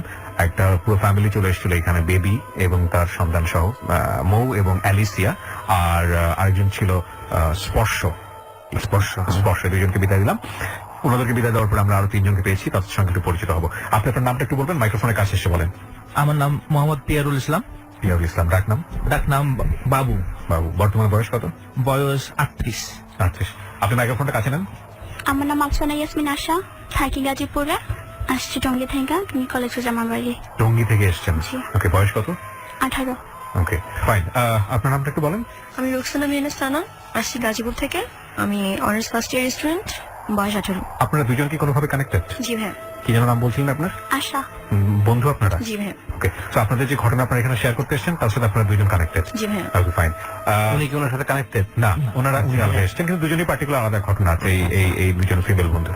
আমি আপনাকে আগে ফ্লোর দিব, খুব অল্প করে বলেন কি বিষয় আসবে। আমার হলো 2013 সালে আমি একটা জব করতাম। 2013 সালের জানুয়ারি মাসে অ্যাক্সিডেন্ট হয়। অ্যাক্সিডেন্ট হওয়ার পর মানে আমার কিছু ক্ষতি হয়নি, কিন্তু ভয়ানক একটা সিএনজি যাচ্ছিলাম, সিএনজি সামনে যে স্ল্যাবটা থাকে সেটা ভেঙে গেছে। তা ভাগ্যক্রমে আমরা বেঁচে গেছি। আর তারপরেই শুরু হয় আমার জীবনে। তারপর 2013 সালে 28শে মে আমার একটা ভালো জব করতাম, সে চাকরিটা চলে গেল। চাকরিটা চলে যাওয়ার পর কিছুদিন আমি বিশ্বাস ছিল যে আমি আবার চাকরিটা পাবো। তারপরে দেখা গেলো যে চাকরিটা হলো না, কিন্তু কিছুদিন ধরে তারা আমাকে কল করছে, কিন্তু আমার জুনিয়র যারা কলিগের আছে তারা বলছে যে না, এখানে নেন না, এটাই আপনার সমস্যা। সমস্যা। ফাইন। প্রথম কথা হচ্ছে আপনার জীবনের কোন ধরনের ভৌতিক ঘটনা না থাকলে আমরা এই ধরনের কোন সমস্যার সমাধান দিই না। মানে ওই রকম বিজ্ঞাপন হয়তো দেখে আপনি আপনার আমাদের এই অনুষ্ঠানের প্রতি ভালো হয়েছে, আমরা আজকে একটা এক্সাম্পল দিয়ে দিচ্ছি, এটা আমরা প্রচার করতে চাই। উনি যে সমস্যাটা নিয়ে এসেছেন ওনার জীবনের বস্তুভিত্তিক কিছু সমস্যা। আমরা সাধারণত সবসময় অনুষ্ঠানে যে কথাটা বলি সেটা হচ্ছে জীবনের সমস্ত সমস্যার সমাধান দেওয়ার জন্য আসলে এই শোটা না। এখানে আমরা ভৌতিক বিষয়গুলো নিয়ে আলোচনা করি। ভৌতিক বলতে মিস্ট্রি, মানে প্যারানর্মাল যেটাকে আমরা বলি। সাধারণত এরকম ঘটনা ঘটে না, এইরকম ঘটনা জীবনে ঘটে যাচ্ছে। আপনি যেটা বললেন সেটা একটা সমস্যা, প্রত্যেকের জীবনে এরকম সমস্যা থাকতেই পারে, সেগুলো হয়তো আপনি কোনো কারণ খুঁজে পাচ্ছেন না, কিন্তু এটা কোনোভাবেই প্যারানর্মাল অ্যাক্টিভিটিস এর মধ্যে ফেলা যায় না। সুতরাং এই ধরনের সমস্যার সমাধান আমরা দিই না। এগুলো ছাড়া কি আপনার জীবনে কোনো ঘটনা আছে, ভৌতিক কোনো ঘটনা আছে যেটা আপনি কোনো সমাধান খুঁজে পাচ্ছেন না? আমার জীবনে নেই, আর জীবনে আছে। আমার ওয়াইফের জীবনে ফাইন, তাহলে আপনার ওয়াইফকে আমরা বলবো আমাদের অনুষ্ঠানে আসার জন্য। আপনাকে অনেক ধন্যবাদ আমাদের অনুষ্ঠানে কষ্ট করে আসার জন্য। আর আমরা ওনার পার্টটা শুধু আপনাদের এখানে এই কারণেই শোনালাম, যারা এই জাতীয় চাকরি জাতীয় সমস্যা, গার্লফ্রেন্ড জাতীয় সমস্যা, অসুখ বিসুখ জাতীয় সমস্যা, যাবতীয় সমস্যা নিয়ে মনে করেন যে রেজা ভাইয়ের কাছে আসলে সমস্যার সমাধান হয়ে যাবে, নো, আমরা তাদেরকে অবশ্যই নিরুৎসাহিত করব, এগুলো আসলে সমস্যার জন্য আমাদের এই অনুষ্ঠানটা না। আমাদের এই অনুষ্ঠানটা বেসিক্যালি আপনি যদি কোনো ধরনের ভৌতিক ঘটনার মধ্যে থাকেন যেটার কোনো কারণ আপনি খুঁজে পাচ্ছেন না, সেটার একটা সায়েন্টিফিক ব্যাখ্যা এবং একই সাথে প্যারানরমাল একটা এক্সপ্লেনেশন, যদি রেজা ভাই মনে করেন না এটা একটা সমাধান সে আপনাকে দেওয়ার চেষ্টা করবে, আপনি যদি তাকে বিলিভ করেন সেটা আপনি পার্সোনালি কাউন্সিলিং তাকে নিতে পারেন। এই বিষয়গুলো আমরা আলোচনা করি আমাদের এই সেগমেন্টটাতে। সুতরাং কোনো সমস্যা মানেই হচ্ছে এখানে চলে আসা এবং ওই যে তদবির, পানি পড়া, তারপরে হচ্ছে হলো তাবিজ, একেবারেই নিরুৎসাহিত করা হচ্ছে। এগুলো একেবারেই হয় না আমাদের, এবং এগুলোকে আমরা খুবই খুবই অপ্রয়োজনীয় মনে করি আমাদের এই অনুষ্ঠানে এখান থেকে। তবে আপনার কিছু বলার আছে বিষয়ে? যেহেতু এখানে প্যারানর্মাল প্রবলেম না, সেহেতু এই বিষয়গুলো আমি আসলে ডিল করি না সাধারণত। যেহেতু আমাদের প্রোগ্রামটা হচ্ছে প্যারানর্মাল উপরে বেস করে প্রোগ্রামটাই, আমাদের প্রোগ্রামটা আসলে যেহেতু ডর মানে ভয়, এটার উপর ট্যারো কার্ড রিডিং, তো এটা পুরো বেসটাই হচ্ছে প্যারানর্মাল বেস। ধন্যবাদ। ওকে, ফাইন। আমরা একজন গেস্টকে বিদায় করে দিয়েছি, এবার আমরা একটু আরেকবার আপনাদের কাছে আসতে চাই। বারবার নামটা জিজ্ঞেস করতে হচ্ছে, ভুলে যাচ্ছি কি যেন নামে বলছে, আশা এবং আশা সানা। ওকে, আমরা আশাকে ফ্লোর দিই। আপনি তার আগে বোধহয় কিছু একটা জিজ্ঞেস করছিলেন সানাকে। তুমি কি কিছু আগে ময়মনসিংহ গেছিলা? কেন গেছিলা? তারপর ওখান থেকে ঘটনা সূত্রপাত। ওকে আশা, আমার মনে হয় আপনাকে আগে ফ্লোর দিই। শুনি একটু প্রবলেমটা, যেহেতু আপনাদের দুজনের সঙ্গে সম্পর্কিত, আমি ফার্স্ট আপনাকে ফ্লোর দিব। বলেন কি বিষয়? আমার প্রবলেমটা হচ্ছে ছোটবেলা থেকে, যখন আমি ক্লাস 7-এ পড়ি তখন থেকে আমি গ্রামের বাড়িতে যাওয়ার পরে এরকম মানে ভৌতিক কিছু একটা নাকি আমার উপর ভর করে, শোনা কথা এটা আমার। তারপর ধীরে ধীরে আমি যখন ক্লাস 10-এ পড়ি তখন আমি নিজে এগুলার তখন থেকে আমি এগুলা নিজেই বুঝতে পারি যে আমার সাথে কিছু একটা আসছে, বা আমি যখন আমি বাসায় একা থাকি, রুমে কেউ থাকে না, তখন বুঝতে পারি যে আমার পিছে কেউ হাঁটতেছে, কেউ বসে আছে আমার পাশে। ইভেন আমি যখন ঘুমাই তখন সকাল হবে এর আগে, আজানের আগে দেখি, আমি চোখ মেললে দেখি আমার পাশে কেউ একজন শুয়ে আছে, আর সেটা মেয়ে, এটাও আমি বুঝতে পারি যে আমার পাশে একজন মেয়ে শুয়ে আছে। এবং ছোটবেলাতেই বুঝতে পারতেন আপনি? ছোটবেলা থেকে বুঝতে পারতাম না, যখন আমি ক্লাস 10-এ পড়ি তখন থেকে বুঝতে পারি। আর ছোটবেলা যে থেকে ছিল এটা শুধু জানান দাদা দাদি আম্মু আব্বু ওনাদের কাছ থেকে জানা। আচ্ছা, তো আপনার পাশে কেউ একজন শুয়ে আছে, তারপর আপনি কি করতেন? তখন আমি যে মুখ দিয়ে সাউন্ড করব, বা আমি উঠা আরেক রুমে যাবো, মুখে ডাকবো, সেটাও আমি মানে ভয় পারতাম না। এভাবে করতে করতে আমি ঘুমিয়ে যেতাম, মানে কিছু বলতে পারতাম না কাউকে। সকালবেলা উঠে আমি আম্মুকে শেয়ার করবো ব্যাপারটা, কিন্তু আমার মন থেকে আসতো না যে আমি কারোর সাথে এটা করতে পারতাম না। তারপর কবে নাগাদ শেয়ার করলেন? শেয়ার করলাম বলতে 2015 সালে আমার বিয়ে হয়। তখনও মেয়েটা শুয়ে থাকতো না, নাকি জামাইকে ফেলে দিয়ে দেখা যেত জামাইকে বিছানার নিচে ফেলে দিয়েছে, মেয়েটা পাশে শুয়ে আছে? না, অ্যাকচুয়ালি ভাই হচ্ছে কি যে বিয়ের 3য় দিন থেকে আমি আবার এরকম প্রবলেম গুলো নাকি আমার সাথে আবার হইতো। ওকে, হওয়ার পর আমার শ্বশুর বাড়ি থেকে আমার শ্বশুর শাশুড়ি সবাই আমাকে ওনাদের গ্রামে একটা কবিরাজের কাছে নিয়ে গেছে। তারপরে যাওয়ার পর উনি মানে কবিরাজটা বলছে যে বলে না যে বৈঠকে বসাই সেই করার পর নাকি বলছে, মানে যে জিনিসটা আছে ওনার কাছ থেকে আর কি জানতে পারছে যে কখন আমাকে ছাড়বে না, এইটা করবে না সেটা করবে না। মেয়েটা ছাড়বে না? হ্যাঁ। কি পেয়েছে আপনার মধ্যে? আর প্রশ্নগুলো ঠিক আছে ভাই, আমি আপনাকে হেল্প করতে পারছি। ঠিক আছে ভাই, কিউরিওসিটি জায়গা থেকে থাকে না যে কিছু একটা পেয়েছে যে কারণে আপনাকে ছাড়বে না, না। মানে প্রশ্নের উত্তরে বলছে যে ছোটবেলা থেকে নাকি আমার গায়ের সাথে বশ হয়ে গেছে, যেটার কারণে নাকি এখন ওর কাছে মানে ছাড়া সম্ভব না, এতটুকু বলছে। জিনদের ইন্টারেস্টটা কোথায়? মানে মানুষের সাথে থেকে জিনদের শরীর খুঁজে, বডি কেন? খুঁজে। ওয়াই? কি নেই? কারণ জিনদের, আমরা জানি জিন আগুনের তৈরি। জিনদের মাঝে মাঝে তাপমাত্রা, আমরা যেমন জ্বর উঠলে আমাদের টেম্পারেচার 102-3 ডিগ্রি হয়, কিন্তু আমরা জানি আমাদের ব্লাডের টেম্পারেচার তার চেয়ে বেশি, কিন্তু আমাদের বাইরের জিনিসটা আসে না, হিট আসে না। আমরা যেটা আমাদের অন্তরের, যেমন আমাদের যেখানে অগ্নাশয় যেটাকে বলে, ওখানে মানে লোহা দিলেও নাকি বলে অনেক হিট, হ্যাঁ, কিন্তু আমাদের কিছু হচ্ছে না। ঠিক তেমনি ঠিক উল্টো হচ্ছে জিনরা আগুনের তৈরি। আমরা করি কি, শীতকালে একটু আগুন পেলে হাত দুটা সামনে দিয়ে দিই না, কেন দিই? একটু আরামের জন্য, আর কিছুই না। শীতকালে যদি আমরা গোসলে, যখন শীতকাল গোসলে যাই, একটু গরম পানি খুঁজি আরামের জন্য, ঠান্ডা পানি কিন্তু লাভ দিয়ে উঠি আমরা। ঠিক জিনরা ঠিক তেমনি ওরা বডি খুঁজে, যদি কোনো বডি তাদের পছন্দ হয়, ভালো লাগে। অ্যাবজর্বের একটা বিষয় আছে, সবাই দেখতে সমান না, সবার বডির ফিটনেস এক না, বা সবার বডির স্ট্রাকচারও সমান না। তখন জিনরা ওরা চিন্তা করে যে এই বডি শেপটা আমার জন্য ঠিক আছে, মানে আমি এটাতে ভর করব, আমি বডিতে ভর করতে পারবো, সাপোর্ট করে। তো এখানে ও কিছুটা মনে করে ঠান্ডা ফিল করে ওই বডিতে সে ঢোকার পরে, কারণ সে তো আগুনের তৈরি, তার তুলনায় আমাদের বডি অনেক ঠান্ডা, কমফোর্ট জোন, সে কমফোর্ট ফিল করে, তখন সে বডিটা ছাড়তে চায় না। তারপরে কোনো সমস্যাটা হয়। তারপর এরকম মানে যখন কবিরাজের কাছে নেওয়া হয়েছে তখন উনি নাকি অনেক জবাব নিচ্ছে ওর কাছ থেকে, নেওয়ার পর নাকি বলছে কখনো ছাড়া সম্ভব না। তো কবিরাজটা যেগুলো করে আর কি, বলে যে কিসের বিনিময়ে ছাড়তে চাস বা যাইতে চাস এরকমটা। তো বলছে নাকি যে আমার ফার্স্ট যে বেবিটা হবে সেই বেবিটা নাকি চাই যে কোনো মূল্যে, তাহলে আমার মানে আমার সঙ্গটা ত্যাগ করা সম্ভব। বেবিটা চাই মানে কি করবে? বেবিটাকে কি করতে হবে? বেবিটাকে বলতে কি যখন মামা বেবিটা হবে তখন নাকি বেবিটাকে দিতে হবে, কিভাবে দিতে হবে সেটা কবিরাজি ভালো বলতে পারবে, আমি অতটা জানি না। জিজ্ঞেস করেননি বেবিটা কিভাবে দিতে হবে? সেটা তো আসলে তখন তো সিচুয়েশন, আমি অসুস্থ ছিলাম, আমি তো তখন এরপরে আপনি আর জিজ্ঞেস না করেন? জিজ্ঞাসা করিনি। আচ্ছা, তো আপনি আজকে ডাক্তার এসেছেন কেন? এই বিষয়গুলো নিয়ে কথা বলার জন্য, যে আসলে কি হতে পারে বা সলিউশন কি, না বেবিটা আদৌ দিয়ে দিব কিনা, এরকম একটা সিদ্ধান্ত আপনি আজকে নিতে এসেছেন। তার উপর প্রবলেম আরেকটা আছে, কি problem? যেটা হচ্ছে যে আমার এরকম প্রবলেম তো প্রায় হইতো বিয়ের পর, আর এরকম সমস্যা যখন কিন্তু আমি খুব সিক থাকতাম, তো এরকম মাঝখানে নাকি আমি আমার হাজবেন্ডকে তারপর ওর ফ্যামিলি সবাইকে নাকি বলতাম যে আমি ওর কাছে থাকতে চাই না, মানে অসুস্থের মধ্যেই বলতাম, কি বলতাম না বলতাম সেটা আমি জানি না। আপনার কি মানে অ্যারেঞ্জ ম্যারেজ ছিল নাকি love marriage? Love marriage. Love marriage. কতদিনের সম্পর্ক? প্রায় 2 বছরে। 2 বছরের মধ্যে আপনি ওকে বলেন না যে আপনার পাশে একজন থাকে এরকম শুয়ে? ব্রাজিল তো বিয়ে করতো না, জানলে এটা পালাইতো না। মানুষের বিয়ে করতে সাথে একটা জিনও পেয়ে গেছে, এক্সট্রা ফ্রি পাইলো, এরকম গল্প শুনে একটা মেয়ে পাইলো, মেয়ে জিন পেলো। অনেক মেয়ে দেখছি আমি যে ওরা চায় যে আমার খুব শখ একটা জিন পালবো, আমার ওয়াইফই যেমন খুবই শখ জিন পালবে, কিন্তু এটা সে জানে না জিনরা দেখতে কেমন হয়। মাশাআল্লাহ, আই লাইক হার, এই কারণে যে উনি আপনার পুরা উল্টাটা ভাইস ভার্সা পুরাই লজিক্যাল মানুষ, এবং আমরা চাই একদিন তাকে ধরে। আপনি আর একটা কি যেন বলতে চাচ্ছিলেন? দেন এটা নিয়ে অনেক সমস্যা হয়, হওয়ার পর আমার হাজবেন্ড আমাকে এক পর্যায়ে ডিভোর্স দিতে বাধ্য হয়। আমি ওর কাছ থেকে নিজেই ব্যাংকে ডিভোর্স চাইছিলাম, দেন আমাদের ডিভোর্স হয়ে যায়। দাঁড়ান, মানে আপনি ঘটনাকে কেন্দ্র করে ডিভোর্স হয়ে গেছে? জি। এই প্যারানর্মাল ঘটনাকে কেন্দ্র করে? Very very serious issue. প্রিয় শ্রোতা, আমরা এরকম একটা সিরিয়াস ইস্যু আমাদের এই ডরে আসলে আমরা জানি না এর আগে কখনো আমরা মুখোমুখি হয়েছে, বিশেষ করে সুমন, কজ আমরা ডরে ট্যারোটটা ডাউন করছি খুবই অল্প সময়ের জন্য, 6-7 এপিসোড হয়েছে মাত্র। আমরা এই বিরতির পরে ফিরে এসে এই বিষয়টা নিয়ে অবশ্যই কথা বলবো, এবং it's a very serious issue. আমরা মাত্র কয়েক মিনিটের বিরতি নিচ্ছি, 5 মিনিট পরে আমরা আবারও ফিরছি। আমাদের সঙ্গেই থাকবেন আশা করছি। ডর মানে ভয়,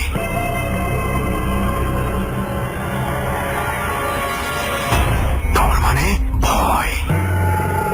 Haunted by Brand Mr. Mango Candy. ডর। ওকে প্রিয় শ্রোতা, 5 মিনিট পরে আমরা আবারও ফিরে এসেছি ডরের স্পেশাল সেগমেন্ট ট্যারোট কার্ড রাউন্ডে। আমাদের সঙ্গে আছে এই পার্টের মেন্টর যে রেজা ভাই, এবং আমি আরজে কিবরিয়া আছি, আর আমাদের সঙ্গে গেস্ট হিসেবে এই মুহূর্তে আছে হচ্ছে সানা। তুমি আর ও হচ্ছে আশা। ওকে আশা, আমরা যেটা শুনছিলাম যে এই ঘটনাকে কেন্দ্র করে ডিভোর্স হয়ে গেছে। ইভেন আমরা যখন বিরতিতে ছিলাম তখনও কিছু বিষয় শুনছিলাম যেগুলো খুব অবাক করার মতো। একটু শুনি। এবং আপনার ফ্রেন্ড যেটা বলছিল যে এই কাজগুলো যে আপনি করতেন বা কিছু একটা করতেন যেটা আপনি জানতেন না, এবং ডিভোর্সটা যেটা হয়েছে আপনার মুখ থেকে শুনি একটু, কি হচ্ছে? সেটা ছোটবেলা থেকে আমি কখনো বুঝতাম না, যখন আমার গায়ের উপর ভর করতো, যা যা করতাম সব তারপর আমার রিলেটিভ আম্মু আব্বু সবার কাছ থেকে জানতে পারতাম, আমি কিছুই বলতে পারতাম না, বুঝতাম না, মনে থাকতো না। ডিভোর্সটা কেন হলো? ডিভোর্সটা বললাম না, যে আমি খুব অসুস্থ ছিলাম, তার মধ্যে আবার এই প্যারানর্মাল কিছু আমার নাকি দেখা দিত, আমি বলতাম উল্টাপাল্টা অনেক কথা বলতাম, যেগুলো আর কি প্রথমত লাভ ম্যারেজ ছিল, শ্বশুরবাড়ির লোকরা এরকম কিছু সহ্য করতো না আমি যা করতাম। তারপর নিজ থেকে নাকি ডিভোর্স চাইতাম, এজন্য ওনারা বাধ্য। ডিভোর্স চাইতো সেটা ও মানে ওনারা বলছে যে ও চাইতো, বাট ও যে বলছে এটা ওর মনে ছিল না, ওর মনে নাই ইভেন যে ও কখনো বলছে যে ও ডিভোর্স চায়। আমি যখন আবার স্বাভাবিক মানে ডিভোর্স হওয়ার পর যখন আমি আমার বাবার বাড়িতে ছিলাম, তখন আমার যখন হুঁশ আসছে বা আমি বলতে পারি গেছি, তখন আমি আমার যে ডিভোর্স এই কথাই আমার মনে ছিল না। তারপরে তুমি কি করলে? তোমার হাজবেন্ডের কাছে ফিরে গেলে বা তোমার হাজবেন্ডকে কল করলে বা এরকম কোনো কিছু? হ্যাঁ, ফিরে গেছিলাম, বাট কোনো কিছু হয় নাই, কারণ যেখানে আমার ডিভোর্স হয়ে গেছে সেখানে তো তারা এটাই বলছে যে তুমি নিজ থেকে ডিভোর্স নিচ্ছ, এখন আমি নিজ থেকে কিভাবে ফিরে আসো, তোমার একটু লজ্জা শরম নাই? তো তোমার সাথে ভিতরে যে এই যে প্যারানর্মাল ঘটনাগুলো ঘটতেছিল, এটা তোমার পরিবারের বিশেষ করে শ্বশুরবাড়ির লোকজন ওরা কিভাবে নিচ্ছিল? কোনো ট্রিটমেন্ট করা বা কোনো ধরনের ডাক্তারের কাছে নিয়ে যাওয়া, কোনো কিছু করা, এগুলো কি চেষ্টা হ্যাঁ, করতেছিল? ট্রিটমেন্ট করাইছে বলতে যে বললাম যে ওনাদের গ্রামে নিয়ে একজন কবিরাজ দেখানো হয়েছিল, উনি বলছে যে আমার সাথে যেটা আছে এটা নাকি খুবই বাজে, খুব খারাপ। প্রথমত একটা কবিরাজ দেখাইছে যিনি বলছে ওনার দ্বারা এটা করা সম্ভব না, তারপর উনি ওনার ওস্তাদের কাছে নিয়ে গেছে, নিয়ে যাওয়ার পর উনি বলছে যে কিছু তাবিজ দিচ্ছে আমাকে, আবার অনেক নিয়ম কারণ বলছে যে মানে ওই যে বাচ্চা হয় যাদের ঘরে আর কি, নিউ বাচ্চা হইলে ওনাদের ঘরে যাইতে না, তারপর আবার কোনো মৃত বাড়িতে যাইতে না, তাহলে তাবিজ নষ্ট হওয়ার সম্ভাবনা আছে। তুমি যখন এগুলো শুনতে, তুমি তো ওই জিনিসটা ফিল করো, ইনফ্যাক্ট তোমার পুত্র যেহেতু পাশেই ঘুমায়, তোমার এই কবিরাজের কাছ থেকে শোনা বা আশেপাশের লোকজনকে শোনা, এবং এইগুলো যখন গ্রামাঞ্চলে বা সমাজ বা পরিবারের লোকজন জানতে পারে যে মেয়েটার সঙ্গে এই ধরনের ঘটনা ঘটতেছে, তখন স্বাভাবিকভাবেই 8-10 জন মানুষ একটু বাঁকা চোখে দেখে, একটু ভয় পায়, একটু এড়িয়ে চলে। তোমার নিজের কেমন লাগতো বা কেমন লাগে এই বিষয়গুলো শুনলে? খুব খারাপ লাগতো। নিজে থেকে নিজেকে ভয় পাও? নিজে থেকে নিজে ভয় পাই বলতে না, যখন একা থাকি তখন ভয় লাগে যে আমি তো জানি যে এরকম সবাই বলে আমার সাথে আসে। আমি যখন একা থাকি তখনও দেখি যে আমি কাজ করতেছি একটা, হয়তো অনেক সময় এরকমও হয় যে আমার গুছানো জিনিসটা দেখতেছি আমি ঘরে কেউ নাই কিন্তু আওলানো, আমি যা করতেছি তার বিপরীত কিছু হইতেছে, আমার পাশে কেউ হাঁটতেছে, কেউ আমার পাশে থেকে কথা বলতেছে, এরকম কিছু একটা আমি ফিল করি সবসময়। মানে সবসময় এরকম ফিল করো? এখন এটা ফিল করো? এখনো করি। তোমার যে ব্রেকআপটা হয়ে গেল, মানে সংসারটা নষ্ট হয়ে গেল, এরপরে তোমার এই জিনিসটা তুমি ফিল করো, ওইখান থেকে ঘটনাটা কি থাকে? তার সঙ্গে কি তুমি কথাবার্তা বলতে পারো? এখানে আমি আগে একটু বলতে চাই যে যখন আমার মানে ডিভোর্স হয়নি, ওর গ্রামের বাড়িতে নিয়ে যাওয়া হয়েছিল আমাকে, তখন আমি কবিরাজ যখন আমাকে বলে আর কি, তারপরের দিন রাতে আমি একটা স্বপ্ন দেখি, যে স্বপ্নটা বলা উচিত আর কি আপনাদেরকে। স্বপ্নটা হচ্ছে যে আমি রাতের বেলা দেখি যে কোন একটা মেয়ে আমার পাশে বসে আছে, বসে বসে আলতো ভাবে আমার মাথায় হাত দিয়ে বলতেছে যে আমি তো খুব কাছে থাকবো কিন্তু আমার ভয় পাইস না। তো আমি আবার কথা বলতেছি তার সাথে, তার পরনে না খুব নোংরা কাপড়, একদম ময়লা, যে বলতে গেলে যে ঘর মোছার যেরকম ন্যাকড়া থাকে ওরকম টাইপের, গায়ে অনেক মাটি জড়ানো। তারপর আমি বলতেছি আমি আপনাকে খুব ভয় পাই, এরকম সবাই আমাকে অন্য চোখে দেখে, আমাকে নিয়ে অনেক খারাপ কথা বলে। এমনকি অনেকের মুখে এরকম, যখন আমি এরকম করি তখন বলে যে হাজবেন্ডের কাছে থাকতে চায় না, হয়তো অন্য কোনো ছেলের সাথে রিলেশন আছে এই জন্য চলে যেতে চায়। তো এই জিনিসগুলো নিয়ে আমি ওর সাথে আর কি কান্না করে, স্বপ্নের মাঝে কান্না করে বলি। তারপর আমি ওকে বলি আচ্ছা আপনি আমার সাথে কি জন্য আসছেন বা কি জন্য কি চান আমার কাছ থেকে। তারপর ওর যে সমস্যাটা সেটা হচ্ছে যে একজন নাকি ওকে খুন করে, সেটা হচ্ছে ওর নিজেরই হাজবেন্ড। ও যখন প্রেগনেন্ট ছিল তখন ওর হাজবেন্ড নাকি ওকে মারা ফেলে। শুধু ওর হাজবেন্ড একটা রিলেশন ছিল একটা মেয়ের সাথে, আর তাকে বিয়ে করার জন্য নাকি ওকে জীবিত অবস্থায়, মানে ভাবছে যে ও মারা গেছে, গলা টিপা মারা ফেলে, শ্বাসরোধ করে মারে, মারার পর জীবিত অবস্থায় ওকে মাটি চাপা দিয়ে রাখে। তারা ভাবে যে হয়তো তার ডেথ হয়ে গেছে, মৃত ভেবে তাকে মানে অজ্ঞান হয়ে গেছিল, তো সেটা ভেবে তাকে মানে কবর দিয়ে দেয় আর কি। তারপর সে থেকে আর কি ওই জিনিসটা ওই ভাবছে যে মারা গেছে, মারা যাওয়ার পর কবর দিয়ে রাখছে, মানে মাটি চাপা দিয়ে রাখছে।